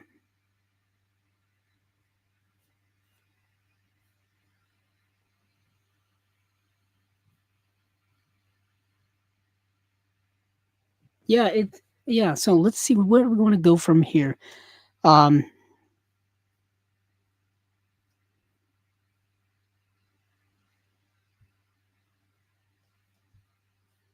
see. Let me check on. I'm sorry, I'm just blanking here.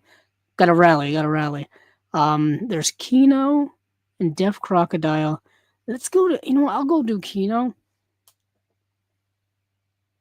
Because there's only like 3 releases, which is a shock. Usually there used to be a plethora of Kino all the time, like every day. It was just like boom, boom, boom. But Kino slowed down a little bit. I don't know what's going on over there, but let me see. Let me go over to Kino Studio Classics Facebook page. That will tell me what we've got cooking here. And all 3 of these are movies that I'm actually glad are finally getting releases. Oh, first up, it's already Patch Adams. We will be talking about it. Let's see. So we've got, I think that's, it's only like 3 releases. Let me scroll. So no, it's like 4 releases. Sorry. I think it's starting with Elmer Gantry. Yeah, there's a Jim Belushi like K9 collection, which I'm not really too interested in. There's K9, K911, and then K9 PI. So if you're interested in that, go right ahead. Let me start with what I want to talk about. Elmer Gantry. Elmer Gantry is a great movie. Elmer Gantry is the only movie that Burt Lancaster won an Oscar for. Elmer Gantry I've been wanting this movie for so many years, but I think it's been stuck on an older Blu-ray that didn't look very good. I think that was the issue. Let me check. I forgot who put it out. I think it was an older Kino release. Yeah, it was a Kino release from 2014. And it's currently out of print. But have no fear, because this 4K is coming out. Coming soon on 4K UHD, brand new HDR10 Dolby Vision Master of Elmer Gantry. Elmer Gantry starring Burt Lancaster, Gene Simmons, Shirley Jones, Arthur Kennedy, Dean Jagger, Patty Page, John McIntyre, Edward Andrews, and Hugh Marlowe. Shot by John Alton, who shot He Walked by Night and Birdman of Alcatraz. Those movies look great. Written and directed by Richard Brooks, who did Cat in a Hot Tin Roof, The Professionals, In Cold Blood, Bite the Bullet, Oscar winner, Best Actor, Burt Lancaster. Best Supporting Actress for Jones, Best Screenplay for Brooks, Best Oscar nominee. It was Oscar nominee for Best Picture and Best Score. This movie is really good. Let me quickly get a synopsis for you, because I don't want to like oversell. I don't want to missell it to people. It came out in 1960, and let's See, so a charming conman joins an itinerant evangelical sister who travels the American Midwest, taking advantage of gullible locals in the 1920s. Yeah, and he gives a firebrand performance because he's this traveling evangelical preacher con man, and so he's got these bombastic, like speeches and stuff because he's trying to convince these people basically to like give him money and stuff. It's really good. If you're really into kind of movies that are very critical of religious pontification and just religious scamming, and if you see these dumb shits. If you see these dumb, like, big time preachers in these big, beautiful auditoriums with all the glitz and the glamour, telling people that to give them money and stuff like that. If you want movies that like really critique those villains, this is a great movie for that. Yeah, Elmer Gantry starring Burt Lancaster. Burt Lancaster is a fantastic actor, one of my favorites. So that's Elmer Gantry. Can't wait to get this. Hopefully it comes with some special features. I have the the original the original Blu-ray came with, I don't think, anything. Yeah, let's see. Elmer Gantry, all it had was a Shirley Jones interview that was 12 minutes long. That's it. That was on the original Kino Blu-ray. Hopefully that carries over. Maybe we can get a commentary by somebody. That would be nice. I'll do the commentary for free. I don't care. I'll do it. But obviously they're gonna get somebody who's way more of an expert than I am. But I'll just say, if anybody out there, any boutique label ever needs someone to do a special feature for free, I'm your person. I'm your person. But we have a movie that coincidentally, Indicator, who we were just talking about, has already released. That's the movie Bruiser. This is a George Romero film. And Bruiser, let me go back over to, let me actually get rid of some of these tabs.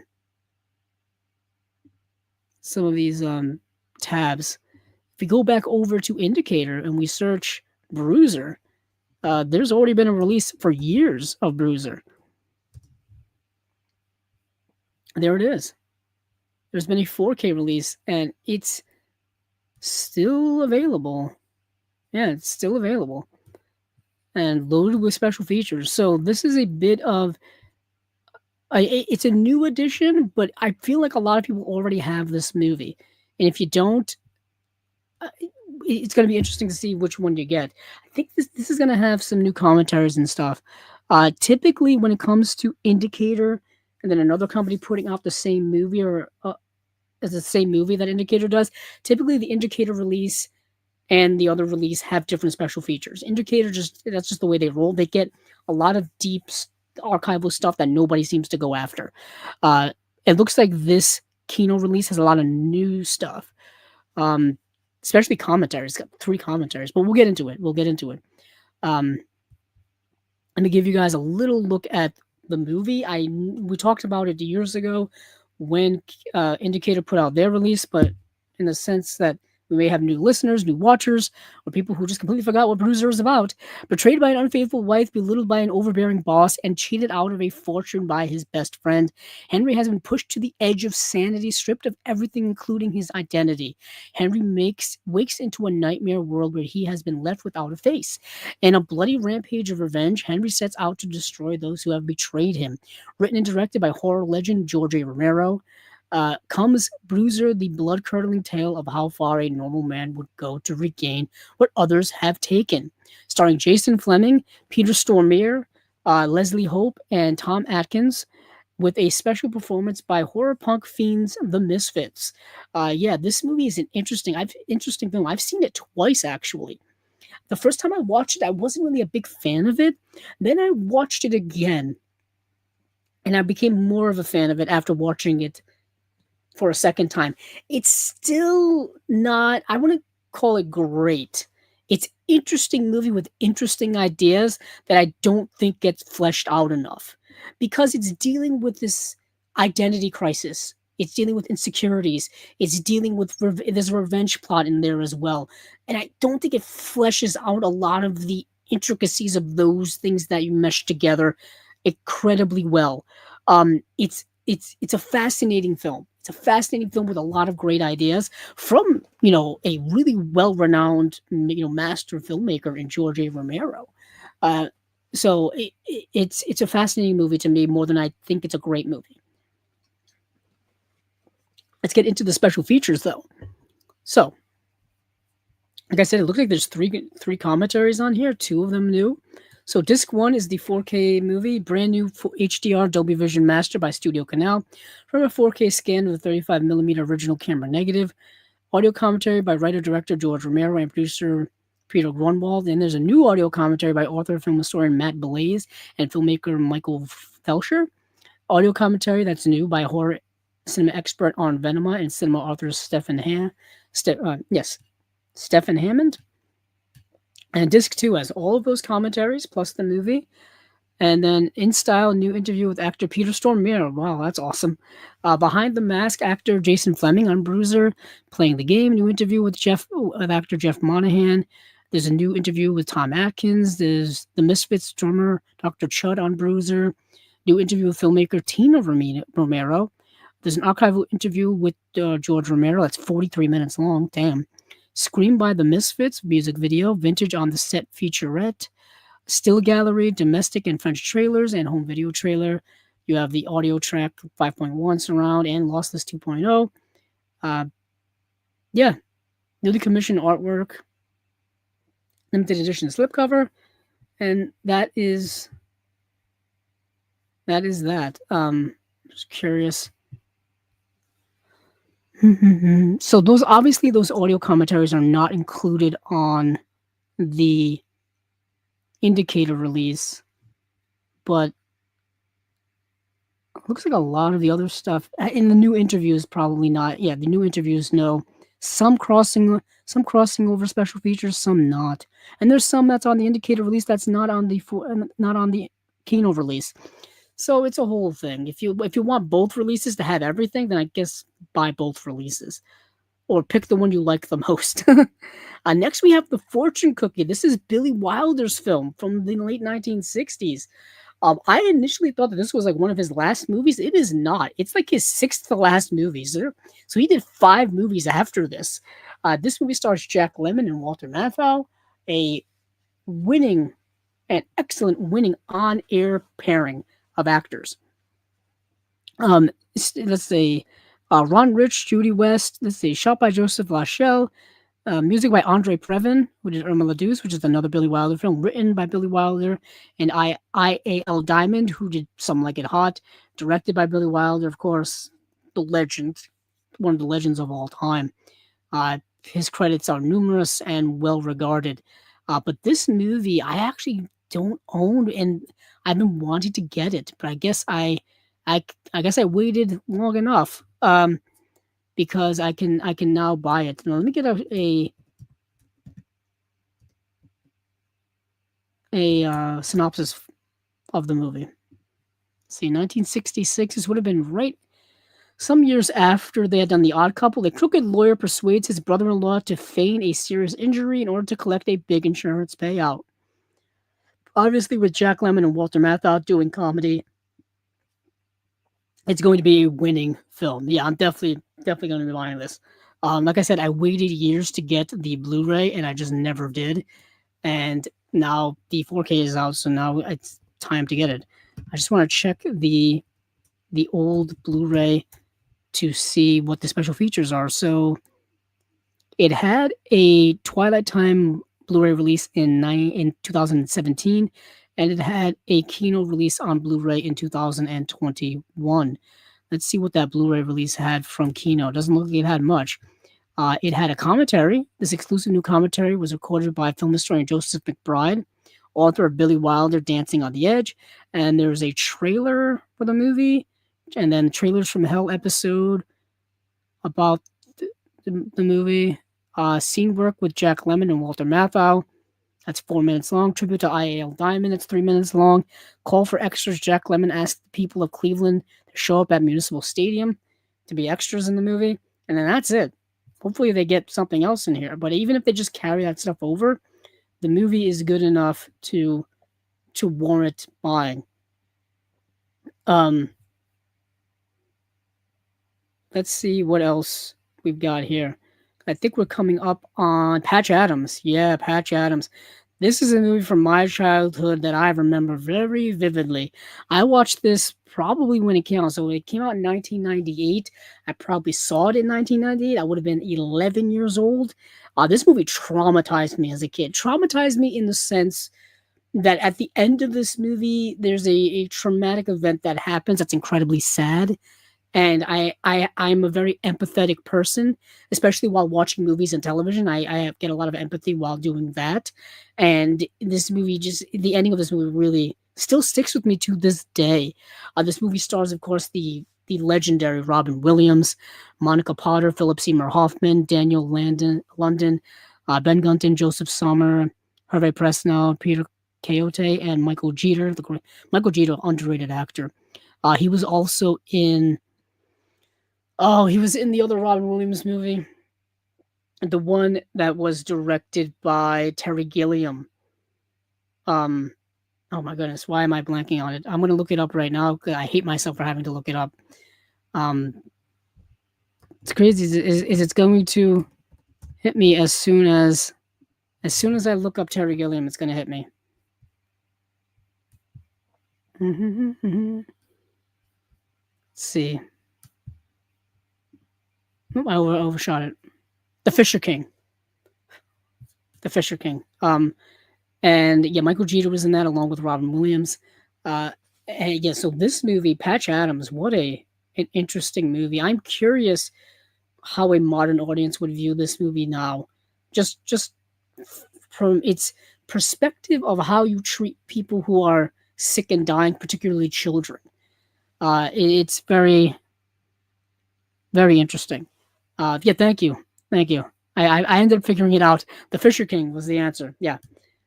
It's Wow. I have a lot to say about this movie, and I don't know if I have the emotional energy to do it. So, let me get a. For those of you who've never seen Patch Adams, perhaps you've heard of it. Came out in 19, let's see, a true story of the heroic hunter Patch Adams, who determined to become a medical doctor because of his desire to help other people. He ventures where no doctor ever ventured before, utilizing humor and pathos. So it brings up the conversation of how do you treat the sick and the death?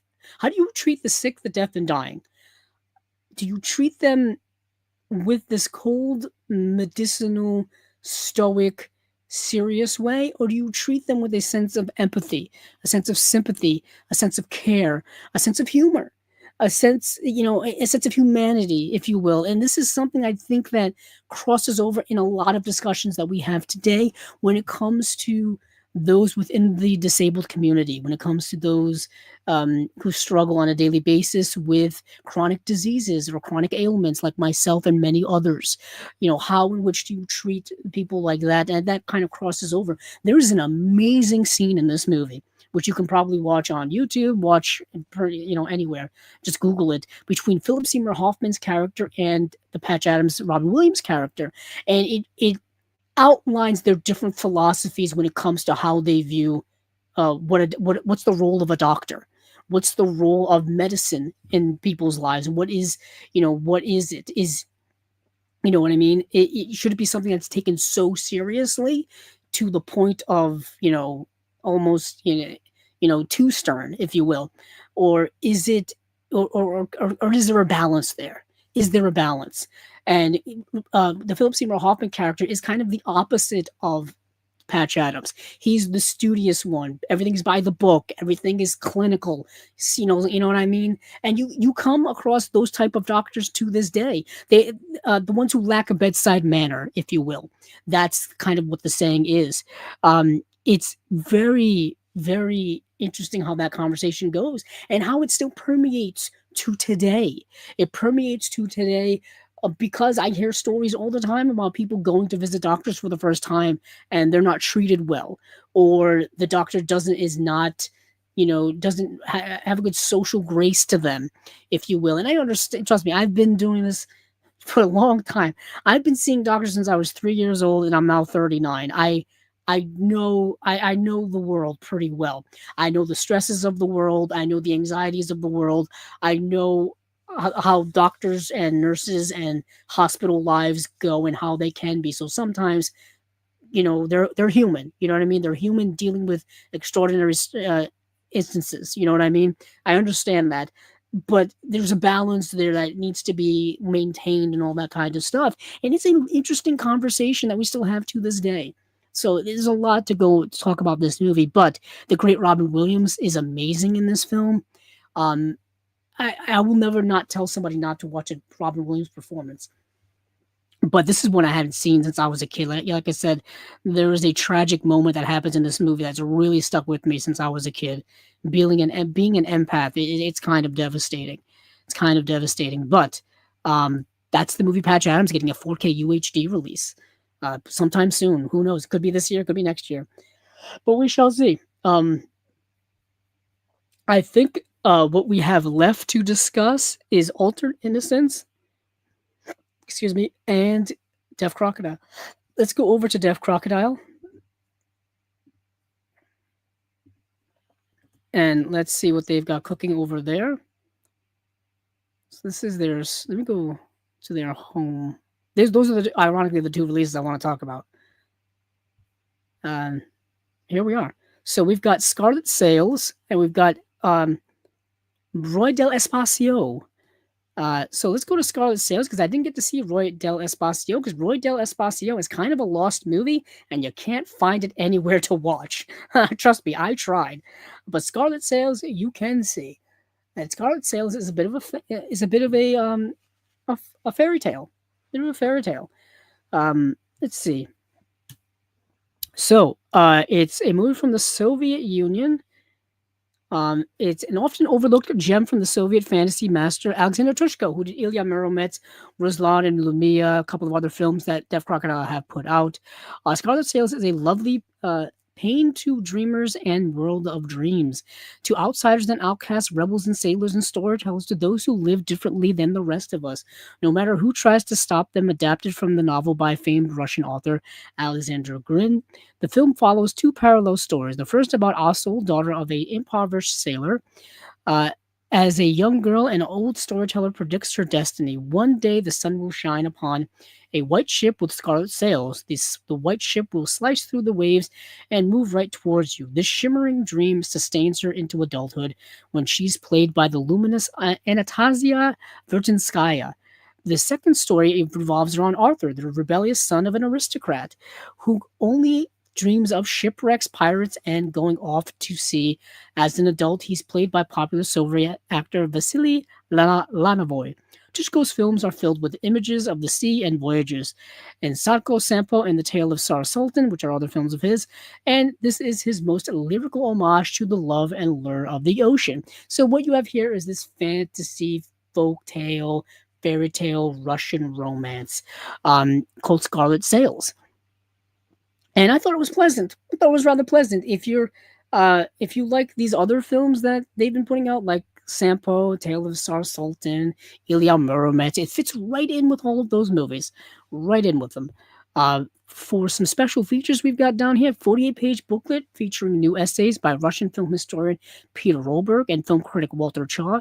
New video conversation with Eisner Award-winning comics artist, film historian, and author Stephen R. Bissett, and film critic and author Tim Lucas. And then we have a new audio commentary by author and film historian Rich Johnson. He's been on Chasing Labels. Another friend here who's been on Chasing Labels many times.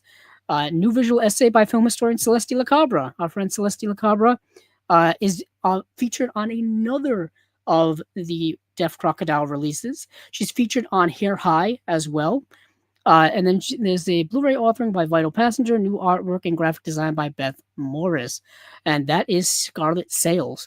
And now I don't have much to say about this next release because I didn't get to see the movie. Like I said, it's a bit of a lost film. It's actually an adaptation of like the first two story arcs of Flash Gordon. unofficial, and not authorized, but they did it. And apparently, this movie was so ill received back in 1983 that it only lasted in the movie theater a couple of days before it was removed and I guess shelved forever, or not obviously not forever since it's here, but you know what I'm saying. Let's see. Roy del Espacio, completely lost from over 40 years and the third animated feature ever produced in Mexico. Roy from Space was finally returned and newly scanned from the original 35mm negative and lovingly restored by Dev Crocodile, the only feature made by noted titles and commercials animator Hector Lopez Carmona. Roy is a wildly entertaining work of outsider/sci-fi animation, loosely inspired by the classic 1930s Flash Gordon serials. I'm Roy from Space. I come from Earth. Our helmet-wearing hero announces with a straight face. Let's see, and we follow as he fights a non-stop stream of synthesizer voice robots and flying saucers in the service of wicked Ming the Merciless, a clone King Alome, while fending off the king's hot-blooded daughter. Produced over the course of 3 years, often with the help of non-professional animators, Roy features an incredibly strange and disorienting outsider animation style, also a la Delta Space Mission. That makes sense. Faces and body parts constantly shifting, expanding, and contracting without warning. Bodies and feet don't seem connected to floors or walls. Characters tumble through space like a Merce Cunningham modern dance piece. As you can see here, an interesting animation, format, if you will. So yeah, so this is kind of a lost animated Mexican film from 1983, loosely adapted, like I said, from the 1930 serials of Flash Gordon. And yeah, let's see what we got for special features. A 48-page booklet featuring new essays by film historian and re-release co-producer Alejandro Vidal and film critic Walter Chaw. New audio commentary by Armando Hernandez and Joey Diaz of the Trash Mex podcast.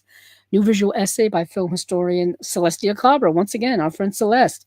New video interview with Andre Perez Mata, an animator on the film, and Ulysses Perez Mata, both children of Roy from Space. Producer Ulysses Perez Aguirre and their cousin Alejandro Mata.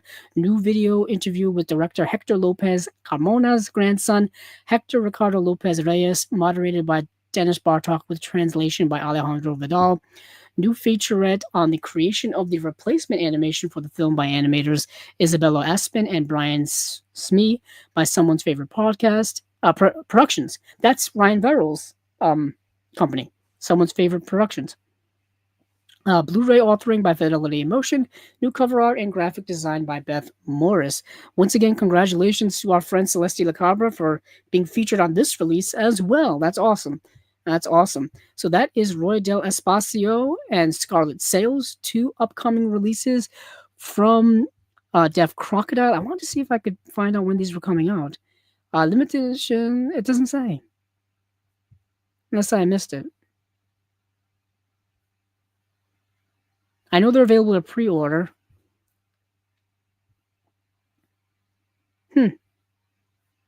Anywho, these are upcoming. These are upcoming. So these two are upcoming right here. So now we got Altered Innocence.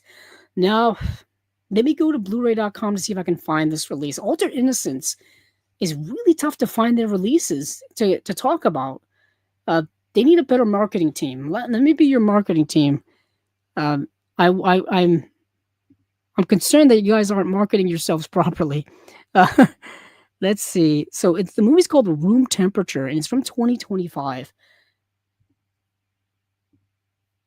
See if I can find it on here on Blu-ray.com. Okay, so there it is. Coming out November 10th, 2026. Let's see if there's any. No. Let's see. Let me go over to the forums. No, nothing. Anywho, I guess we'll do this the old-fashioned way. A family's annual haunted house tradition becomes dominated by the father's obsessive vision, straining family dynamics as they prepare for Halloween visitors. This movie is both interestingly fascinating from a stylized perspective, but also incredibly boring from a stylized perspective. There's there are things going on in this movie, but the style does not do a good enough job in portraying it, or at least delivering it to us as a viewer. It's such a reserved, laid back, nonchalant, slow, indie, almost. It's not even like mumblecore. It's it's so like the like people will take pauses in between delivering lines, and I'm not sure if it's done intentionally because that's the style we're going for, or if it's done because the actors are not good. I don't know. I can't tell the difference. I can't tell, and it gets kind of grating the longer that goes on. And in the movie, I don't know. There's a lack of connective tissue within the movie, and I don't know if that's the point of it, or if it's done so, or if it's done just because of a lack of quality or something. I felt this disconnect within the fabric of the movie that I don't know if it's intentional or not, and it was frustrating to watch. Yeah, I Oh, wow. Yeah, I don't know. It's such an interesting movie that I don't know what to make of it. And I haven't seen any of the other work from these directors in it. And I really wish I could find. Let me see if I can find. I'm all over the place during this episode. See if I can find.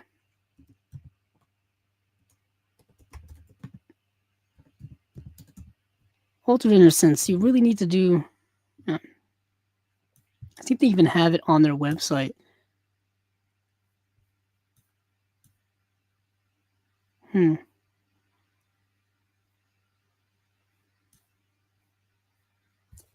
No, I'm just doing a quick search over on. I don't even know what the search feature is on this thing.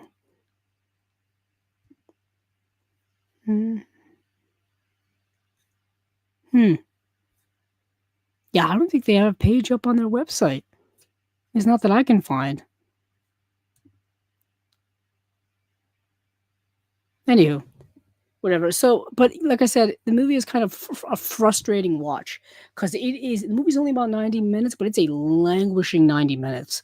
Um, yeah, and it was one of the last movies I watched in preparation for Chasing Labels, so I was already like dead tired, like dead tired. Uh, but that is coming out from Altered Innocence. You know what's interesting about this movie? So I recently saw um Teenage Death. What was the new Jane Schoenbrunn film. I recently saw that. I always forget this. Yeah, Teenage Sex and Death at Camp Miasma. And this movie reminded me a lot of Jane Schoenbrunn's style. It reminded me a lot of their style, but Jane Schoenbrunn is just a much better director in terms of conveying what they want to convey in their movies. Even with like We're All Going to the World's Fair, and I saw the TV Glow and Teenage Sex and Death at Camp Miasma. This movie uh, is it's similar to its approach, but nowhere near as good or as polished. It's too reserved. It's like taking that style of Jane Schoenbrunn and going like several steps backward in terms of style and approach and delivery of material.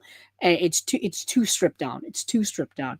Jane Schoenbrunn in my opinion, is an excellent filmmaker. Um, Teenage Sex and Death at Camp Miasma is one of my favorites of the year. It's really really good, but that is kind of it here for Chasing Labels. I think that's going to be it here for uh, everything that I have here on my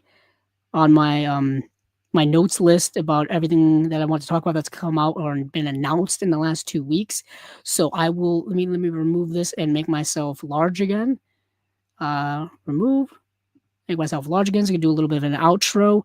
But that is it for kind of Chasing Labels episode or spine number 198. Once again, check out the most recent episode of the Unwatched Pile, where I talked about Pat Garrett and Billy the Kid, the 4K UHD edition from Criterion. Watching this movie for the first time and watching the 3 cuts of the movie as well. and see what I paired this up with.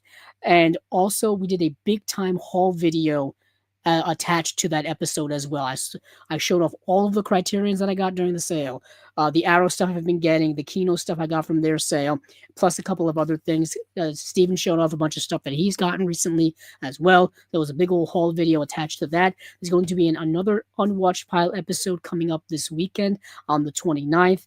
And then on the 30th, we will be doing another new episode of Movies Down Memory Lane, which we will be talking about the Before trilogy, Richard Linklater's The Before trilogy. I do want to check some comments here before we go. We had a commenter here who said, I ordered a title from Deaf Crocodile. I got the Japanese classic Inflatable Sex Dolls of the Wastelands. That movie is great. And interestingly enough, that title is just like an eye catcher. It really doesn't have a lot to do with the movie. There's a lot more going on in that movie than that. That is just an element that's thrown in there. That movie is really good. I still have to get that release, actually. I still have to get that release. It's a good one. It's a good one. It's a good release. I remember watching it and talking about it when it was announced. Let's see.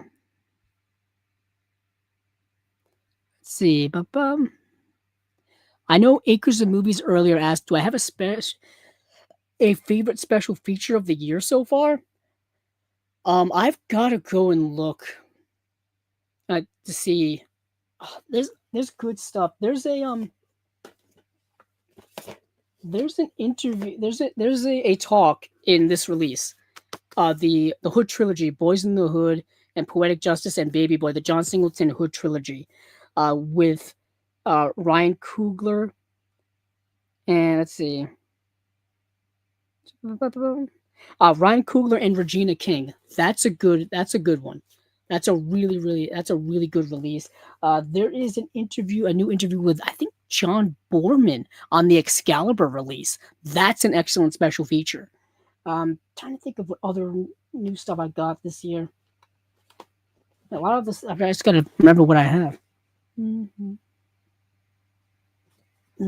Some of these are so there's on the Mortal Kombat release from Arrow. There's a lot of new special features with like actors. There's one with John R. Leonetti, who was the cinematographer on the first Mortal Kombat movie, and he was also the director of Mortal Kombat Annihilation.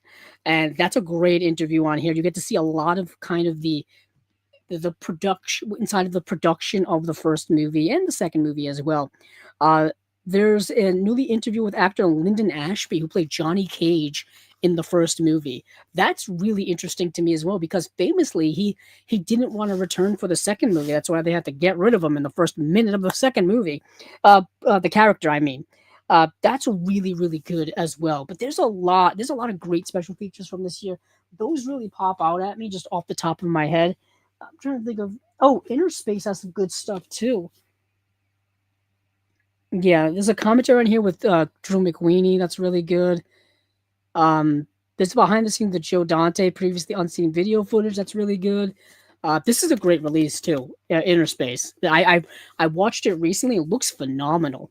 Martin Short is great in it. Yeah, I've been liking that. I like the fact that Joe Dante's been getting a lot of love on physical media recently. Okay. I just wanted to make sure to talk about that. But let's exit out of here. So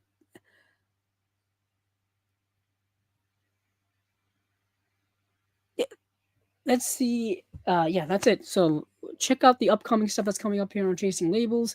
Check out the stuff we've done already. Like I said, we have Criterion reviews every single month. So September is going to be here in a week's time. So we should have more stuff to talk about next month.